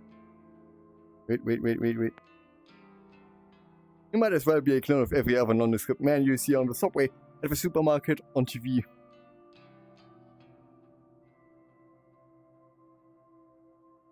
How do I always manage to accidentally click on auto or skip?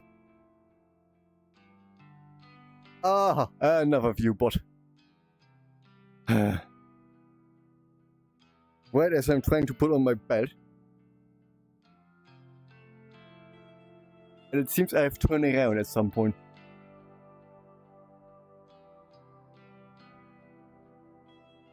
Annoying.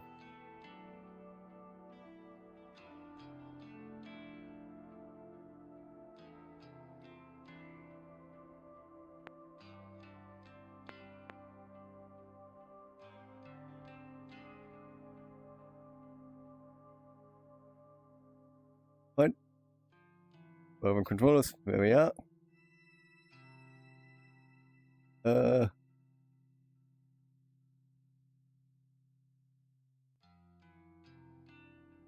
Hello. Standing straight again.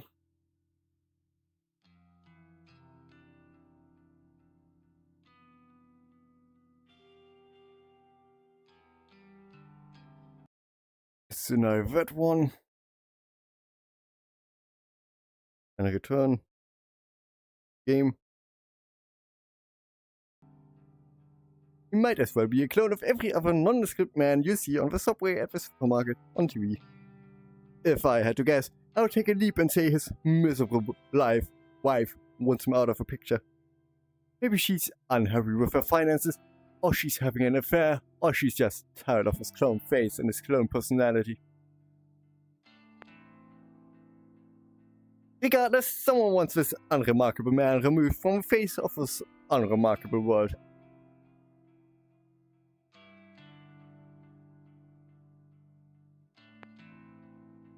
The second victim is much more interesting. Two things strike me as noteworthy about this photo. Firstly, the cleavage, of course. Secondly, the image is a photograph of a photograph. Somebody has snapped a picture of an actual physical photo and uploaded it to the site. Yeah, someone is trying to figure stuff out. What are the limits? What is possible, what isn't? The photograph is in good condition, as though its owner values it above all else. A signature is scribbled across it in white ink. It's an autographed photo of someone who is perhaps moderately famous. I don't recognize the woman in question, and the signature is such a mess that I can't make out even a single kanji in her name. Regardless, I would be willing to bet that a disgruntled fan is requesting her death. If she is an idol, or a singer, or an actor, it wouldn't be unheard of for something like this to happen. A fanboy gets to meet her a few times, they shake hands at events, whatever. He asks her out, she politely declines, he wants to kill her. And when the obsession begins, if a fanboy can't have her, no one can. Kill her, kill her. Well, that's a few I slowly piece together as I examine some of the finer details of a photo. The reason behind that request doesn't matter. They never matter. I'll kill them all the same. I'm going to work on the woman's photo first. I'll timestamp her photo with tomorrow's date and send it to her this afternoon. It should give her about 24 hours to give up on life and light herself on fire. Maybe I'll do the same with a businessman. I give him a timestamp set 24 hours from when I sent the photo. It will be kind of fun to schedule 2 deaths to occur around the same time. It will make tomorrow a very exciting day. With my goals set, I load up the database of deceased and get to work.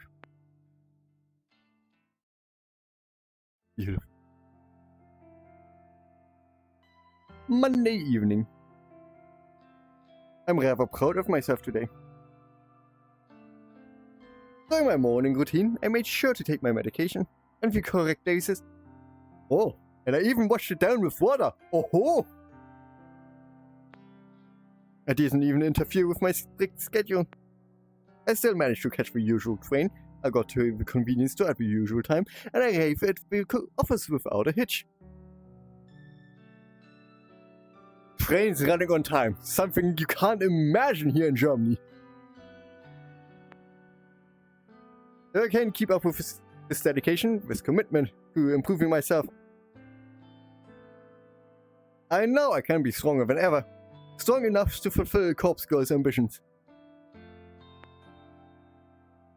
I greeted both Shinya and Tomori when I came into the office, and even made a small talk for a few minutes. Since the day has nearly ended now, I'm going to make an effort to chat with them again before heading home. Being social will help me get through this. That's what Aoi used to tell me anyway, at least before she stopped being social herself. It's about 5:45 p.m. Here is around 11, and although both of my latest victims should have killed themselves by now, I don't feel the need to obsessively check for obituaries. I have a news alert set on my phone, of course.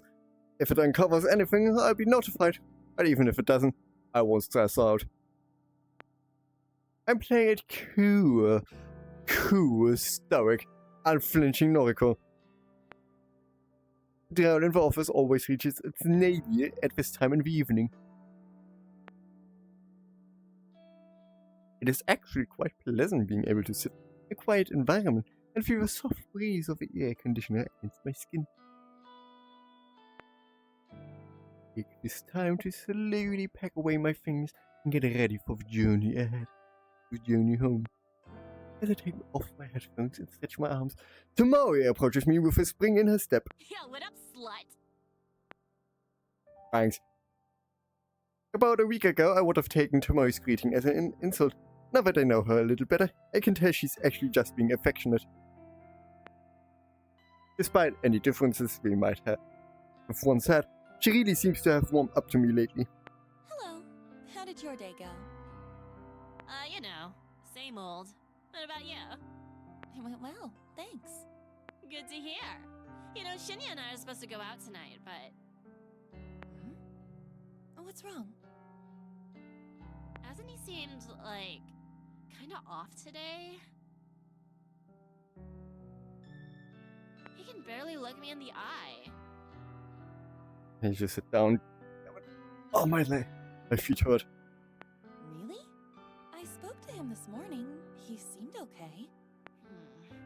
You don't reckon he's seen another woman, do ya? Another woman? Some fragment of memory, some glimpse of a murky recollection, flutters around the corners of my mind, just out of reach. Where the fuck do you think I'm sitting down! Come on, move my legs right. Well, this is...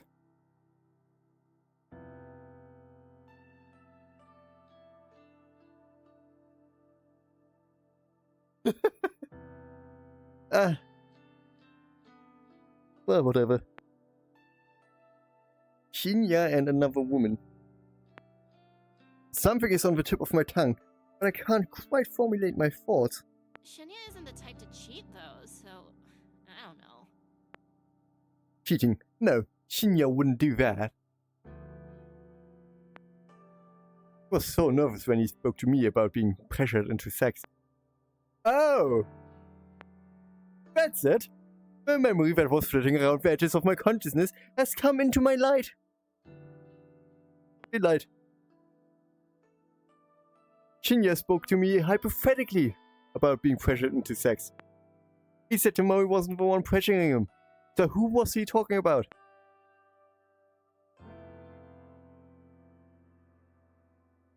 Is this something I should talk about?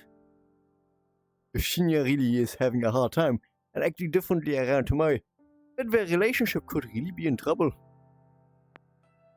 But is it even my place to say anything?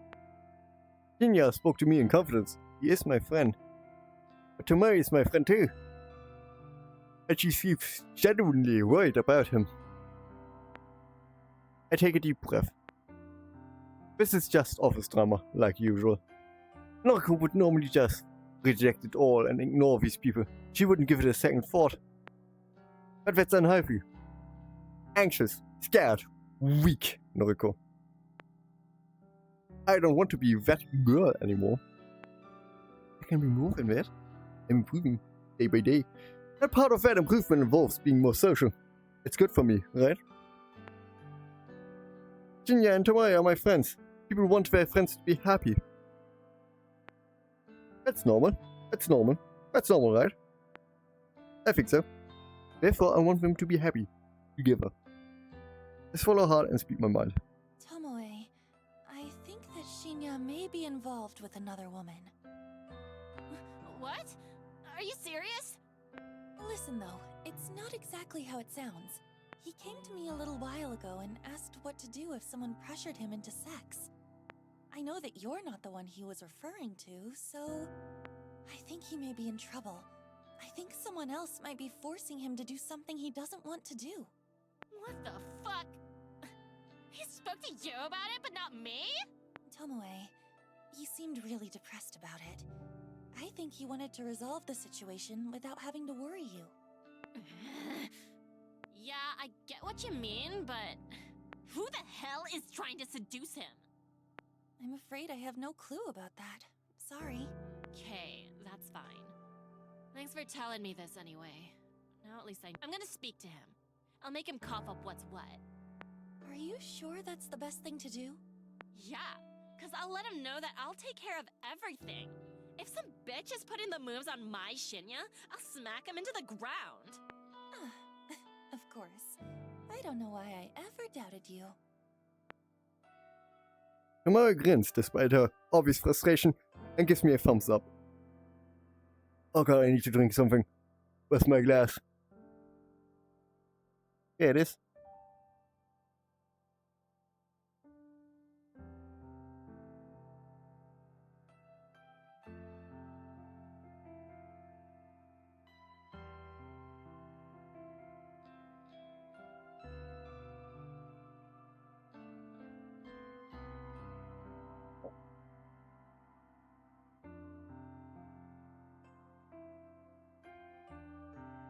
Oh.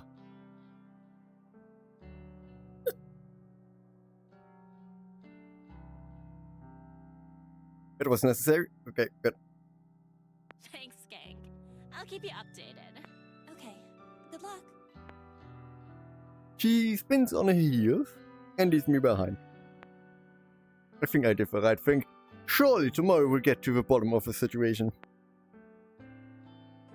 I watch as she wanders over to Shinya's desk. They exchange a few words that I can't hear from my position. Tomori then leaves and Shinya sluggishly lowers his head to rest against his desk.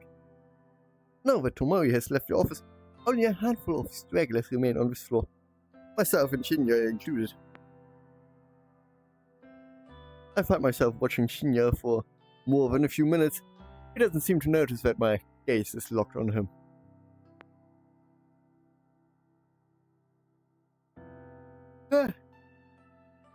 A few more of my co-workers take their leave, and an eerie quiet descends over the empty office floor.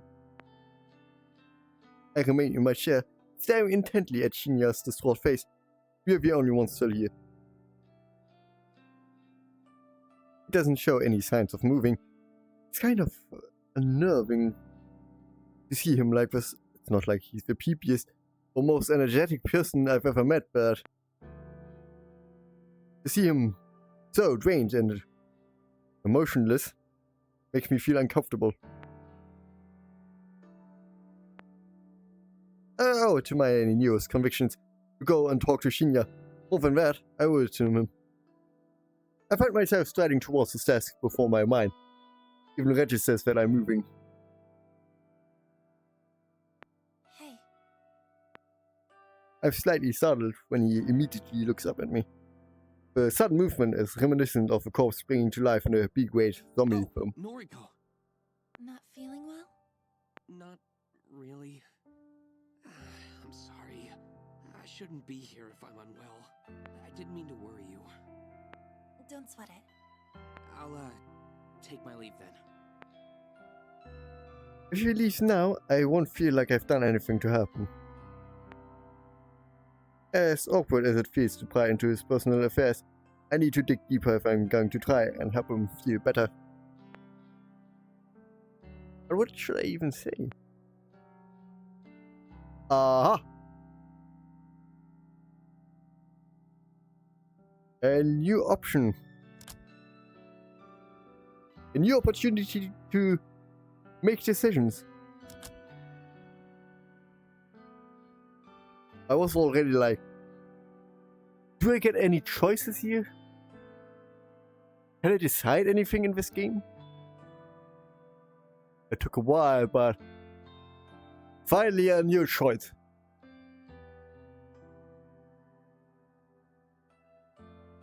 A new possibility to make a decision. But what should I do? What should I decide upon? Should I just say, tell me what's wrong? Should I ask, are you having trouble with tomorrow?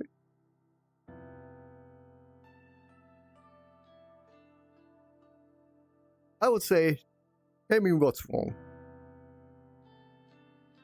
Tell me what's wrong. I don't expect my blunt words to get through to him. I don't expect anything really. I'm not used to confronting people about shit they are facing in their personal lives. I'm usually content to simply sit on the sidelines and watch. No need to worry. I'll be okay. He tries to smile, but his composure cracks under the weight of his blatant lie. I quickly try to piece together what I know about his current situation. Based on the slivers of information I've been drip-fed, I'm certain that someone has been sexually assaulting him. At the very least, someone has been trying to force him into doing something he doesn't want to do. I don't know who that person could be. It could be someone from the office. It could be someone from his private life. I'm confident that it is not Tomoe. Shinya isn't the kind of person to ever stand up for himself, and he's probably not the type of person to speak up when he is feeling down. But his recent composure reveals volumes about how he's truly feeling. Whatever the situation is, it's painfully obvious that Shinya is a victim.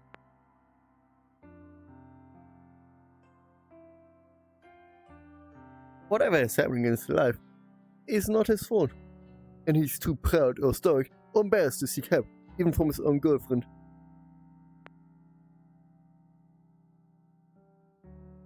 If I don't put one foot forward and cut to the chase, chances are Shinya will never build up the courage to ask for help before it's too late.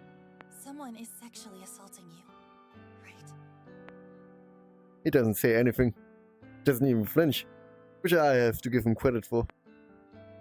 This is the guy that couldn't keep from blushing the last time the word sex was mentioned around him. Yes. His calm response and even calmer demeanor divulges his inner turmoil. I see. I don't know what to say next. I see probably wasn't the best starting point. I'm truly at a loss for words. Confessed so readily, and I expected more resistance. Can you tell me who it is? I can't tell anyone. Not you. Not Tomoe. I can't even tell my father, and he's a detective. A powerful authority figure. There's nothing I can do. I'm trapped. Boss? It's a feeling I'm all too familiar with. It's a feeling shared by countless victims, not that Shinya and I have ever gone through the same trauma. I would guess that his boss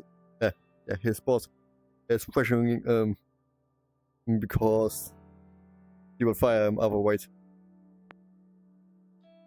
I can't help. A part of me can't help but wonder if that feeling of helplessness is what flashes through the minds of my own victims. Actually, I don't have to wonder. I know it to be true. The realization makes me feel simultaneously queasy and satisfied. What will happen if you tell someone? I don't know. If the truth comes out, I could lose my job. I could lose Tomoe. His job. I knew it. But somebody we work with, somebody in this very office, has been taking advantage of Shinya. Somebody hear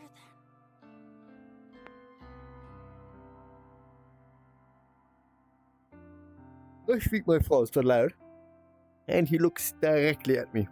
How? You're worried you'll lose your job if you come forward. It's obvious. Sorry, I'm not trying to sound rude. If this person found out you came forward, you'd lose your job. Then it's someone in power. Sorry, A manager. An exec. phone seems to be ringing.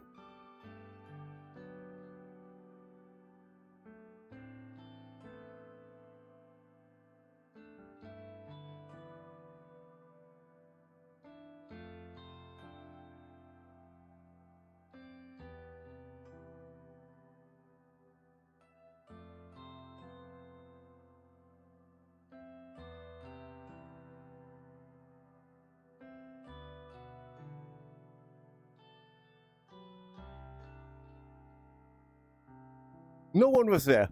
I don't know what that was about. We could have spoken on the inbox, but no, we did not. If it was something important, well, that's their fault.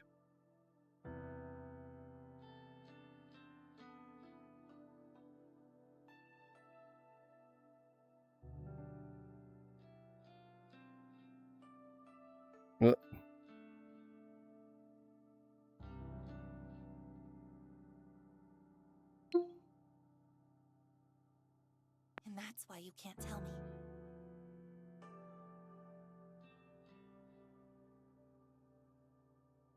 That's right. I nod. I can see the predicament.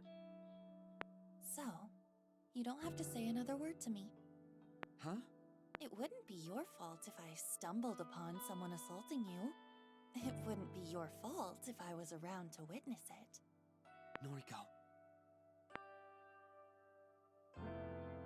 A gleam of resolution stumbles from deep within Shinya's cloudy eyes. It's almost as if he's come up with a brilliant scheme, a scheme that I not so subtly planted within his mind. Shinya takes a deep breath before collecting his bag. I'm taking the elevator up to the executive offices. Please don't follow me. With that, he gently pushes past me and makes a beeline for the elevator. As the doors close behind him and the familiar thrum of the elevator pans out around me, I stand still and close my eye. I count to 100 in my head, giving Shinya a generous head start. The sun dips behind the office towers in the distance while my eyes are closed. When I finally finish counting, I open my eyes to a dark and empty office. With a deep breath, I walk in the traces of Shinya's footsteps towards the elevator.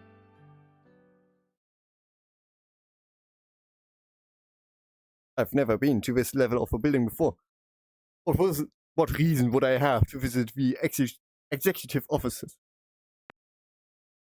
When execs have business with junior staff, they descend from this lofty perch and grace us with their presence on the 14th floor. I'm surprised you came to see me again.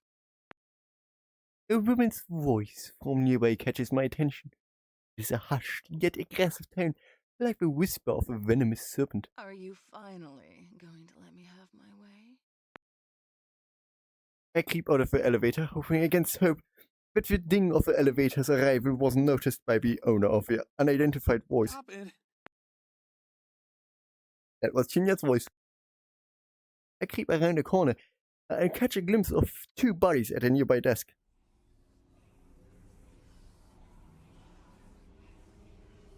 Come on now. I'm tired of playing games with you. You want to please me, don't you? I'm your superior after all. How can you expect to get ahead in this company without sucking up to your superiors? Tomoida, executive with Shinya's career in her hands. The very same woman who blamed Shinya for the mishap with hiring Aoi. So that whole situation was more in-depth than I originally thought. It was never about Aoi. It was about holding power over Shinya.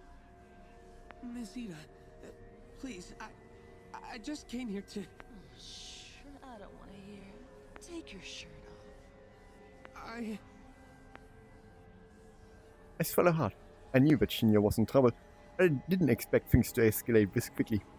Start recording. I don't have time to think rationally. I stride forward rather loudly and purposefully bump into a desk sending a potted plant tumbling to the carpet and floor with a dull thump.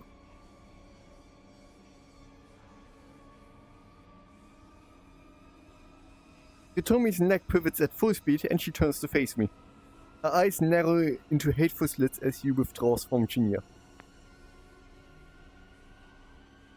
Within seconds, Kotomi has abandoned Shinya and draws close to me. Kurosawa, what in hell's name do you think you're doing here? This level is for executives only. I should have you thrown out of here by security. Fujikawa isn't an executive either, Miss Ida. And he looks quite at home here. Shinya stands in the background, shyly tidying his shirt. Kotomi's eyes somehow narrow even further to the point where I'm certain she can't possibly see anything. Fujikawa's business here is none of your concern, Kurosawa. Leave. Now, or I'll have you forcefully removed. I fold my arms over my chest and dig my heels into the ground. I'm not one for confrontation. I'm not one to hold my ground against a powerful adversary. And yet, this vivid image of Tomoe has bloomed in my mind. Tomoe, so strong-willed and head over heels in love with Shinya. Tomoe, who would do anything to protect the guy she adores. In Tomoe's absence, it falls to me to protect Shinya. Fuck off, you filthy skank. I can't believe the foul words that fall out of my mouth. Apparently, Kotomi can't believe it either, because her eyes finally widen and her jaw drops. She looks like a stupid fucking idiot. Somehow, Tomoe's indomitable spirit seems to have inhabited my body. The indomitable human spirit. My words echo to her own. That I've just managed to find a temporary burst of courage. What did you say to me? You heard me loud and clear. Back off from Shinya. If I catch word that you're harassing him, I'll have you in a legal headlock quicker than you can blink. You don't even know what you're talking about. Trust me, I know enough to bury a dirty slut like you. Kotomi grits her teeth and a vein protrudes from her forehead. Without another word, she simply pushes past me. A shoulder slams into mine, but by some minor miracle, I manage to hold my ground. Okay. 100 points. Does she make some shit up to bury Noriko here? 0 points for one who guesses right. I hear her footsteps fade away as she leaves the floor. I exhale sharply, and a wave of dizziness suddenly washes over me. Noriko, that was amazing. I nod and sway a little, and take another deep breath and rebalance myself. Happy to be of assistance. I can tell Shinya doesn't know what to do next. We should have recorded those. He looks like he wants to hug me, but given the gravity of the recent situation, we both silently decide that's not the best idea. I mean, does she still not have a charger? Is that why she didn't record it? Because her phone is still dead? Instead, he settles for patting my shoulder with his hand. Thank you, Noriko. Thank you so much. I don't know where you get your courage. Perhaps I could stand to learn a thing or two from you. Don't sweat it. I'm going to go home for now. I hope that's okay. Of course. Go get some rest. Shinya smiles.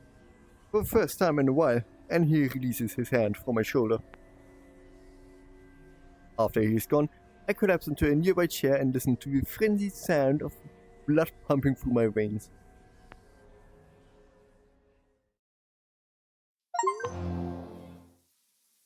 Huh? I just got an achievement. Steam and suds fill my vision as a pleasant tone of hot water sprays across my body. Tiles on the shower wall are polished to a pearly sheen, so much so that I can see my own hulking and beautifully ugly reflection in them. Shadow in the reflection has dark, matted hair in her eyes. I don't know if she can see me like I can see her. I wipe my hair from my eyes and stare into his face, trying to shake the abstract thoughts from my mind. It isn't until my phone springs to life from the bathroom countertop that my thoughts return to the present. I startle at the noise.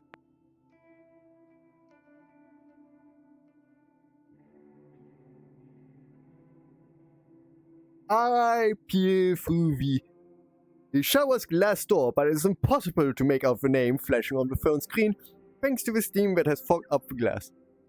Hello, my viewer. Aoi is the only person who regularly calls me, so it could be her ringing. Or it could be a spam caller, trying to sell me something I really don't need, but I may just cave in and buy it anyway, because it's a nice feeling that someone thought to call me. Oh. I open the shower door and tiptoe out, my wet and dripping body causing pools of water to foam on the bathroom floor. Do you have like a towel or something? A deft hand snatches up my phone and I clutch it to my chest as I retreat back into the shower. The water never stopped running. Turn it off, that's wasting. That's wasting so much money. The water never stopped running and it greets me with a welcome warmth as I bask in it once more. My phone is a fairly new model, so it's conveniently waterproof. Oh, how nice. I take advantage of this feature on occasion. It's nice to be able to submerge myself in water and browse the web to truly escape my own thoughts. Heavy droplets smack against the phone and dribble down, but my eyes ignore them as I scan the screen. The incoming call is a voice chat request from Noise user Kajiro. Ah, how nice. It's back. Kajiro is calling me. I answer the call. Noriko? Hey, Hi. sure. So, who's watching me? Mad. Wanted to tell you something. I saw a post on... Did someone die? This call has static. Sorry, it's just the shower running. Oh, in the shower? Yep. Yeah? Huh. Okay. Well... sorry. Awkward now. Really, it's fine. What did you want to tell me?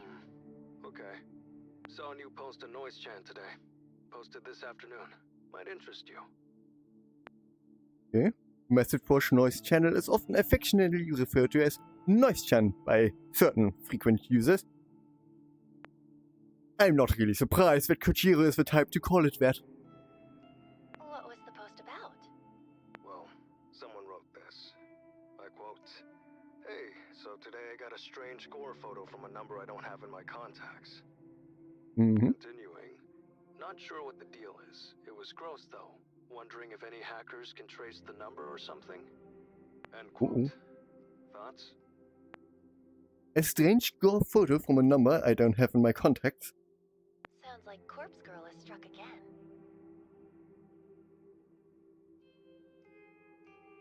Let's get my chair out of the way here.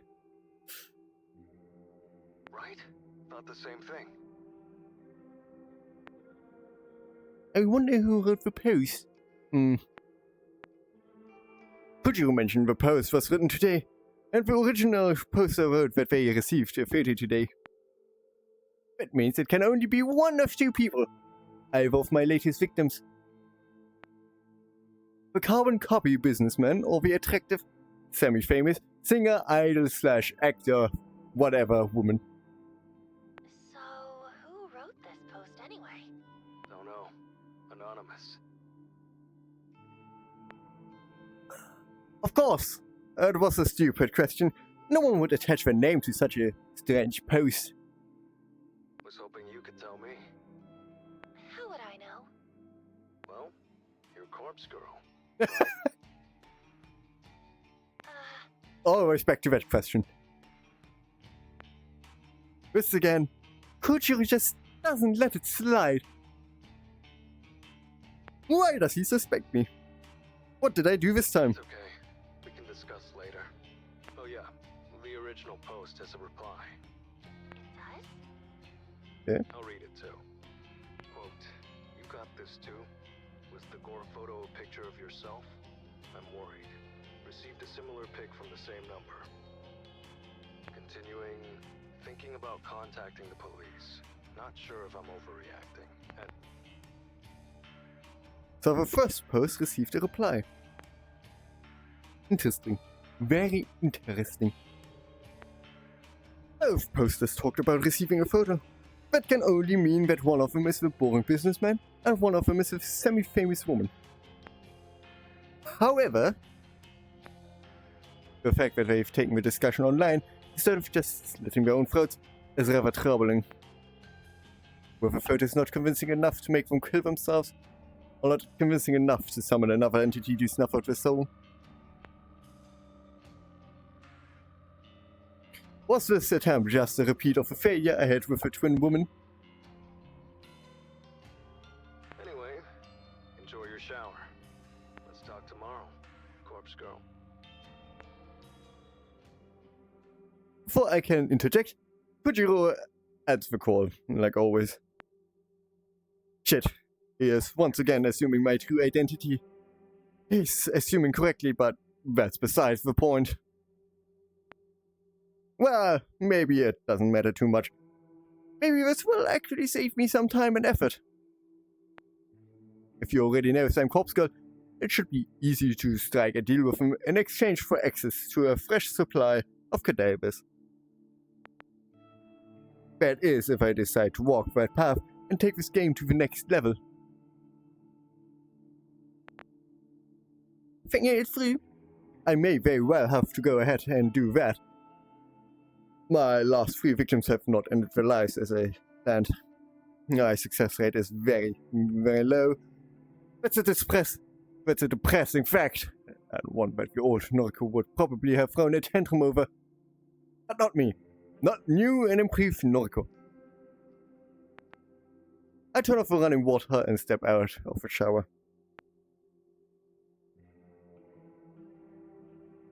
A shiver scuttles down my spine like a spider as the cold, damp air clings to my naked form. Throwing my phone onto the bathroom counter, I reach for a towel and wrap it around my corpulent, emaciated. Isn't that an oxymoron? Wait, let me look that up again. Be quick. So, corpulent.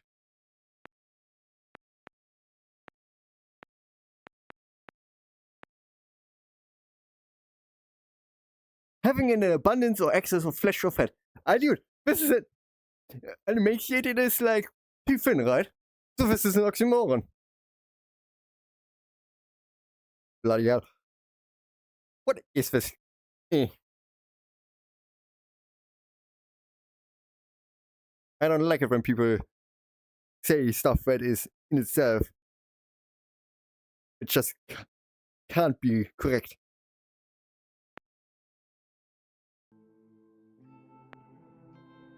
The thick flap on my skeletal arms jiggles as I dry myself off. When I'm satisfied that my fleshy and cadaverous body is completely dry, I grab a second towel and wrap it around my hair. A cursory glance in the mirror as I leave the bathroom reveals my gaunt face and prominent cheekbones. I get the feeling that even though I've been gaining weight, I'm thinning out more and more. Although my body isn't perfect, I'm still in love with my eyes. I wouldn't change a thing about them. While my frame simultaneously grows plumper and slimmer, I hope my eyes always stay the same. I flick off the bathroom light as I exit. Entering my bedroom, I sit down on the bed with a towel around my body and another one around my hair. My laptop is lying open on the sheets, so I pull it towards me. A few clever keywords in a search engine quickly leads me to the post noise channel that Kajiro just informed me about. Sure enough, he was telling the truth. The original post submitted this just today, and the follow-up reply was submitted shortly after. I skim through the text to see if there are any clues about either poster's identity. However, nothing really stands out. I retain my assumptions that my 2 latest victims created these posts. I spent a little time applying various moisturizing creams to my skin before getting dressed in my bedwear. I'm feeling pretty relaxed by the time I finish. Perhaps I will spend the rest of the evening reading a book in bed. Or I could try and plan out my next move with Kajiro. Should I come forward, claim my identity, and request access to his morgue? It is a big step. This seems to be the time for me to make a bold move. I can't keep working on requests that are doomed to fail. I need to start succeeding. For me, for Corpse Girl. I pull my laptop to me once more and begin to brainstorm my plans.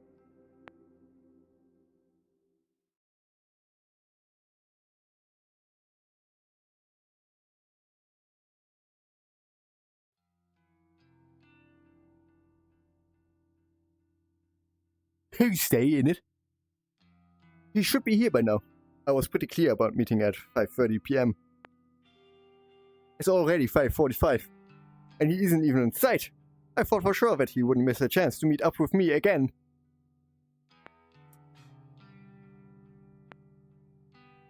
I can't contain my nerves. I try to tell myself that I'm only angry because of trepidation, and I'm not actually angry at him.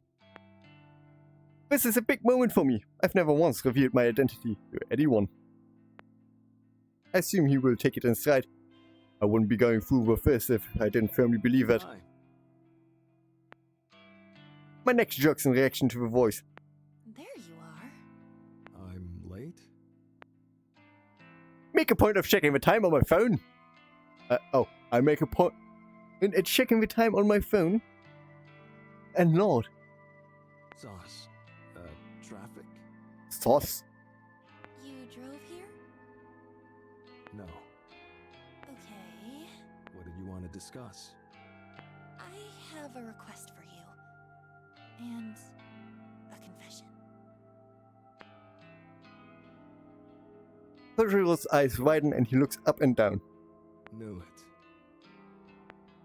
I blink and look down at the ground. He's known for some time. I was fooling myself thinking that my stupid attempts to erase suspicion of my identity were working on him. You're going to confess your love. Been waiting for this moment. Wait. No, that's not. Shh. No more words. Shh. I accept your heart. Kajiro, I don't. Call me Koji now. We're one. No need to be shy. Maybe he's more of a genre than I anticipated. Not a good situation to be in.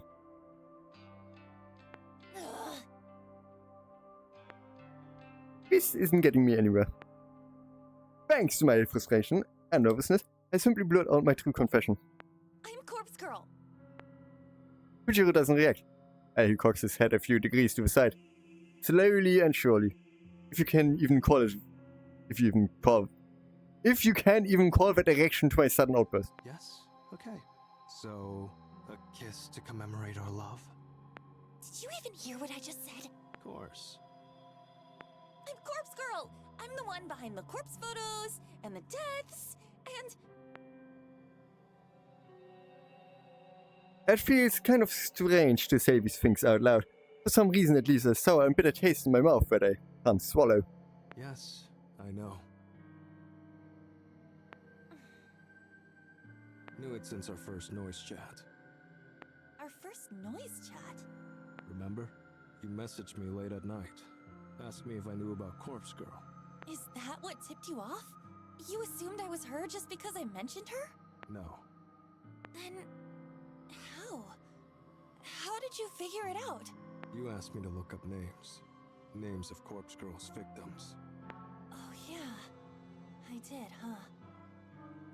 That was stupid of me. I suppose that gave it away. No. Oh. Other people could have known those names. Then. Come on. Throw me a bone here. How How'd did you find out? You said you requested Eiji Hanada's death. Ah! But it was you, wasn't it? I remember that I lied to Kajiro about being the one to request his death. It was the only way I could escape his suspicions at the time. If I remember correctly, it threw him off my trail for a while. I believed I was the one who requested the death. So that explained how I knew he was one of Corpse Girl's victims. But if what Kajiro is telling me now is true, then my lie actually had the opposite effect. How did it make him figure out my identity? I don't understand. I confessed to requesting Eiji Hanada's death. So what? That was a lie. Even so, I still don't understand. You're not making any sense. Kojiro's shoulders drop. He stares at me intently. You lied about requesting Eiichi Hanada's death. That lie proved to me that you're a corpse girl. Yes, but how? Tell me! I was the one who requested Eiichi Hanada's death. What is that fucking music?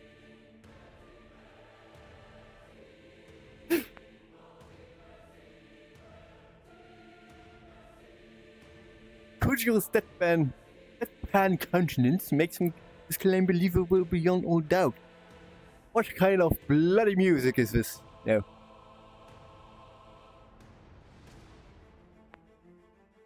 I feel the blood drain from my face. Oh, someone requested his death actually.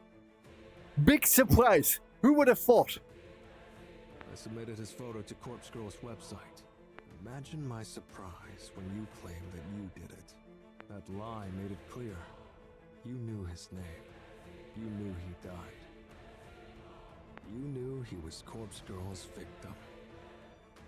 Ergo, you are Corpse Girl. Despite my base state, I can't fault his logic. I took credit for something Kojiro did. Of course that would paint me as a liar in his eyes. So, you've known this whole time, Yes. and yet, you still met up with me. And not just today, but at the cafe too. Yes. Aren't you scared of me? No, he's in love with you. No, that's not the way I'd put it. You should be scared of me. After all, I requested the death. Had motive for murder, even if I didn't carry it out personally. Imagine what else I'm capable of. I subconsciously take a step back from Kojiro's suddenly looming form. From our discussions, I know you don't kill your victims. You just nudge them, urge them, tempt them with death as an escape from their fear. You're no murderer. What reason have I to fear you? Good point. He's right. He's absolutely right. He knows everything about Corpse Girl's methods. My methods. Kojiro is a dangerous enemy. Or a powerful ally.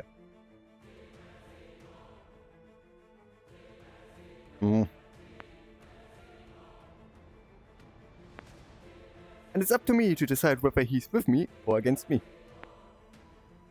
I recall our conversation at the cafe. He claimed he would support Corpse Girl if she came to him for assistance. He is a fan. He would support her obediently, he didn't say that. No questions asked, as long as the price was right. So, all I have to do is make him an offer that he can't refuse. Join me. Hmm? Help me. Help Corpse Girl rid this fucking world of the fetid filth that infests it. Lies of lies. I decided to quote a certain passage from a book that Kajiro himself gave me.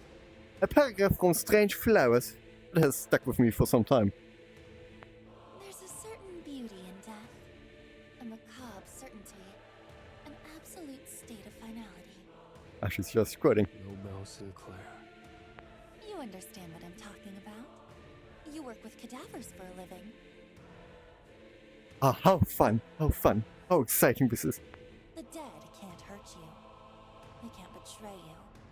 They can't disobey, or object, or disapprove. Wouldn't I it be approve. better if we were all beautiful like that? Perhaps. Didn't expect Corpse Girl to be so vain. Is your motivation simply to impart your own ideas of beauty to the world? No, There's more to it. of course. Me, myself, Noriko, may be vain. But Corpse Girl isn't burdened by such petty notions. Her ambition is pure.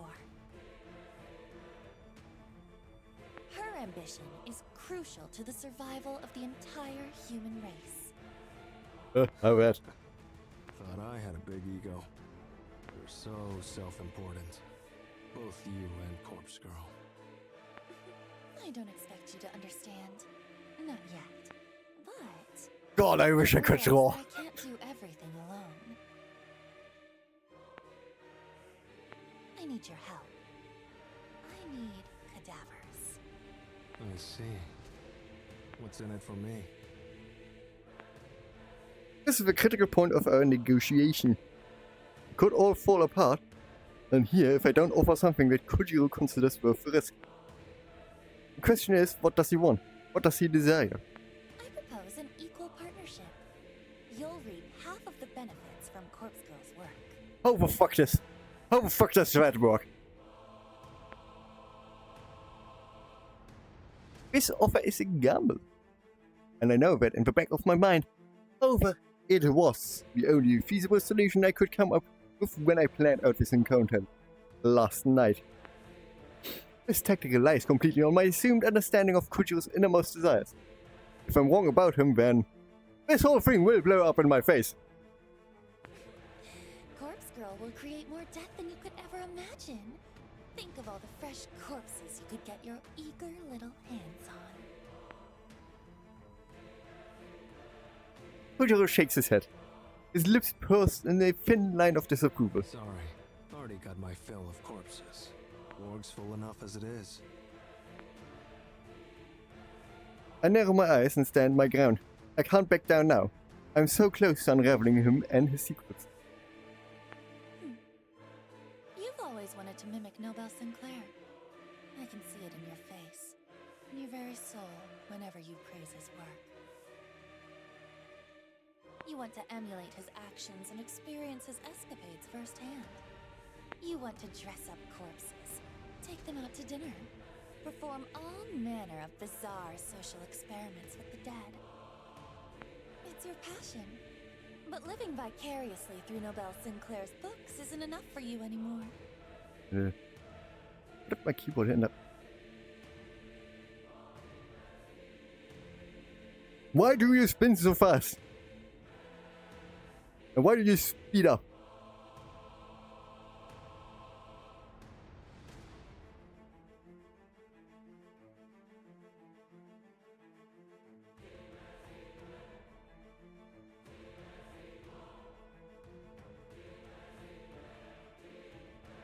And that's where your fascination with me, So, with Corpse Girl.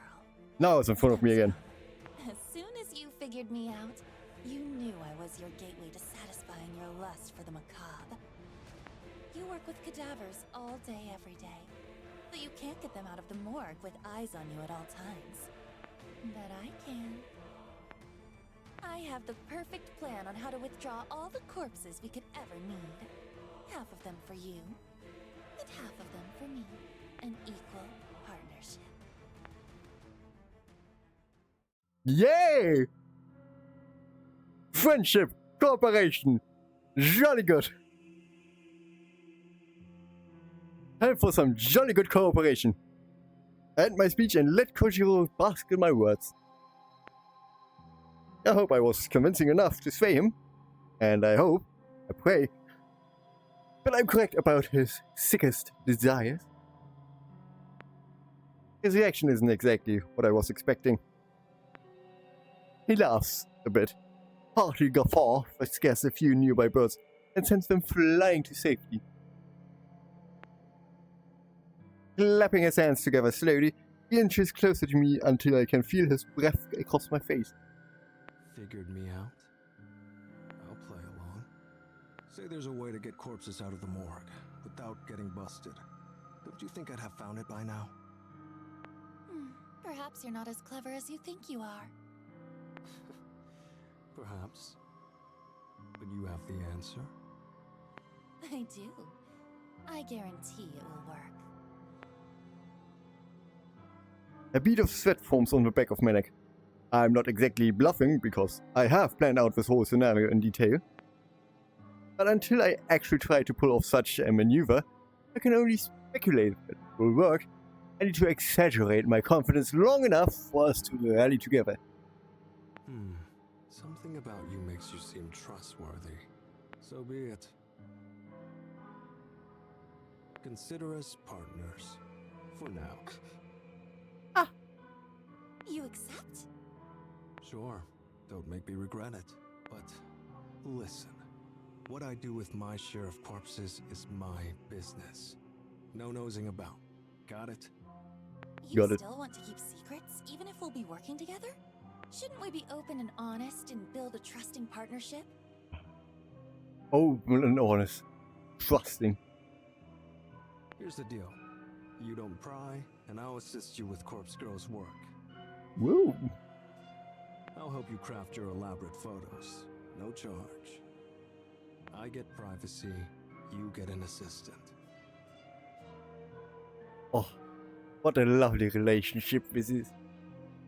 Maybe we can even get some real love. Mutually beneficial. Wouldn't you agree? I think about his offer. It's true that I don't really need to know what he is going to do with the corpses on offer. The whole thing is illegal already, so if he wants to take it further, it's not on me. And if I can get some assistance, it would surely help me churn out photos at a faster rate. I need muscle to move bodies for starters. That alone is worth keeping my nose clean. Okay, we have a deal. Glad to hear it. Kajiro extends a hand and I grip it as firmly as my frail bones will allow.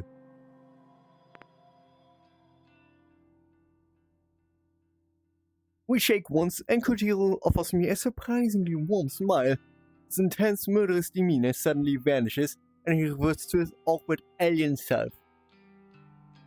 Saw us about the love confession stuff before. Too late now, but I'd have helped Corpse Girl in return for a simple date. Seriously? Did they come up with some elaborate insight into his psyche and his desires for absolutely no reason? I'm standing upside down again, am I not? No longer do I. With all, he wanted a chance to take me out. No backing out now. We've got a deal, right? Right. Welcome to the team, Kajiro. Welcome to the team. Team Corpse Girl, huh? Well, it's good to be on board. My more connection, your schemes. We hoist piles of corpses out and split the stack 50-50. That the whole of it? To put it simply, yeah. And I get your assistance with Corpse Girl's work. A reward for keeping my eyes shut. Of course. Looking forward to that. The spoken contract's as good as anything to me. I'm satisfied. Yee. When do we start? Soon. There's only one thing missing from my plan. That is? We need somewhere to store the bodies we retrieve. Somewhere big, with no one to meddle in our business. I'm thinking an old warehouse or something like that. A warehouse, huh? What about an abandoned factory? I might know a place. This reminds me of I played a bit of Blaze in the Dark in the past. Which is pen and paper RPG. TTRPG, whatever you want to call it. And the last time I played it, basically you're a group of criminals who have to somehow survive in a dystopian world. And the last time we played, our hideout was also, in fact, coincidentally, also in a factory. We were basically we were a cult of assassins, contract killers who turned their victims into robots. That was the idea. Basically, take the Adeptus Mechanicus from Warhammer 40k and make them contract killers. It was very fun. Very much so. Very demure. A factory? And it seems we are going to repeat that here as well. An abandoned factory, all for our corpse collection. I like the sound of that.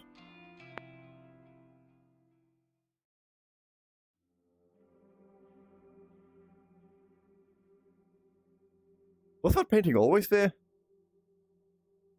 That painting up there? The chest painting? Was it always here?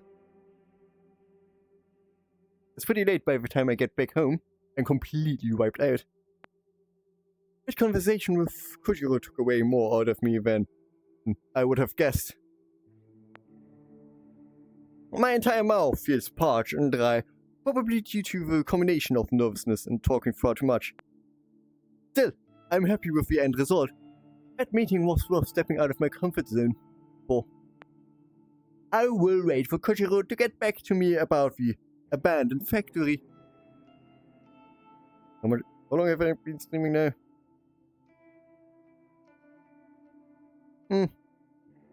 A bit longer. Once we secure a location like that, our real work will begin. I figure that I should turn in for the night since I need to be at the office in the morning. But the ever-present tug of curiosity pulls at my sleeve, and I feel myself being drawn to my laptop. I take a quick look for new requests.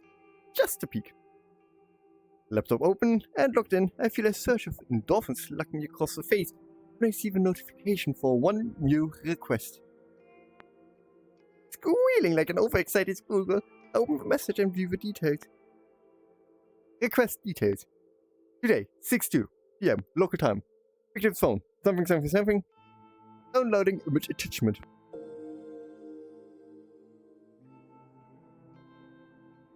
The photo loads almost instantly and fills the screen.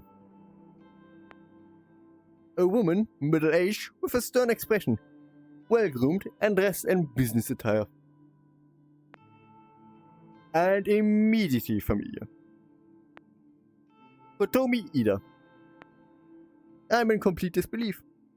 Seeing this request come through this site gives me a disorienting sense of déjà vu.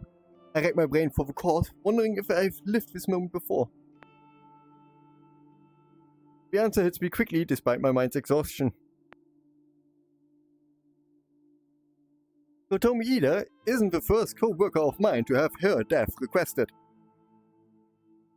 Oh, my foot just cramped. Oh. Though I didn't know at the time, Akane Tsurumaki also worked in my building, and her death was requested not that long ago. Kotomi Ida marks the second person to be wanted dead within my company, and she's an exec, just like Tsurumaki. You forget someone very important? You forgot your number. You forgot you were also requested once. This is the third one to be requested dead.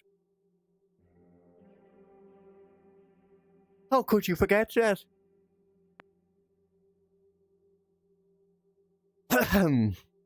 I wonder if this is simply a coincidence. It surely has to be. After all, Mary confessed that she was the one to request Tsurumaki's death, and she seemed to regret doing so. Therefore, I have doubt she would. She would go on to upload Kotomi Ida's photo to the site. So, who could want Kotomi Ida dead? Shinya? She isn't the most likable person, but who really is? She deals with the juniors on my floor on a regular basis. The juniors like me, my Shinya. Shinya. That's right, thanks to Kotomi. Shinya's prospects at the company are dead in the dirt. And that's before even diving into the true issue, the current relationship. Would he request a death as retribution? He doesn't seem like the type, but I let her decide. I'm far too tired to run through the myriad possibilities though. Good night. I don't think I can even bring my very fingers to navigate through the database of a deceased to start on this request. I will tackle this tomorrow. No matter the reason behind the request, Kotomi Ida will receive a corpse photo. That's my conviction as corpse girl, after all.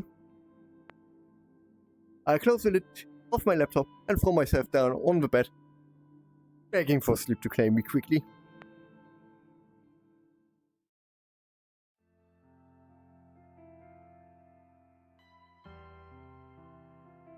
I need to talk to you. What's with that look?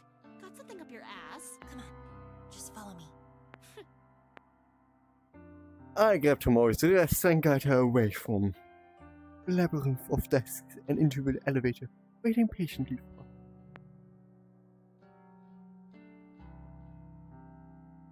We emerge from the double doors into the lobby. The place is quiet and nearly empty. It offers significantly more privacy than the crowded 14th floor. God, your fingers are bony. You're pinching me. Sorry. I let go of her wrist and she rubs it gingerly against her clothes. Anyway, what's up? I hesitate for a moment, even though I ran through the scenario in my head. During the train ride, I'm still anxious about playing it out now. But this situation involves Tomoe, either directly or indirectly. As my friend, she needs to know. I think Corpse Girl is going to target Kotomi Ida. Huh? Eh? Did she get one of them photos?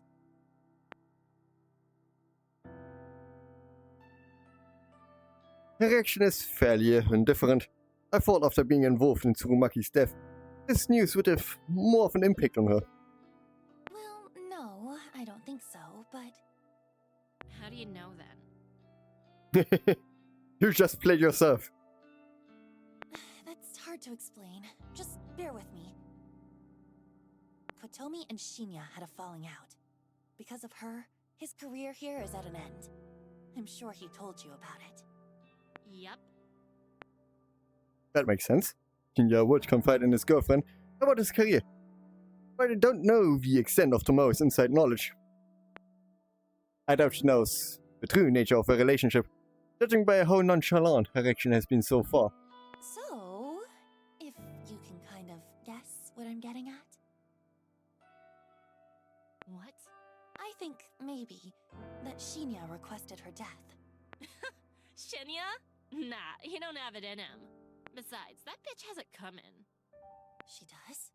Yep. I'm surprised you found out about it, but I plugged her photo into Corpse Girl's website yesterday. Well, and here we can stop it right now.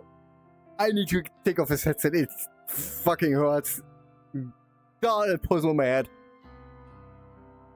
I'm not going to stream again today because I still have something to do for university work. To be more accurate, informatics for engineers.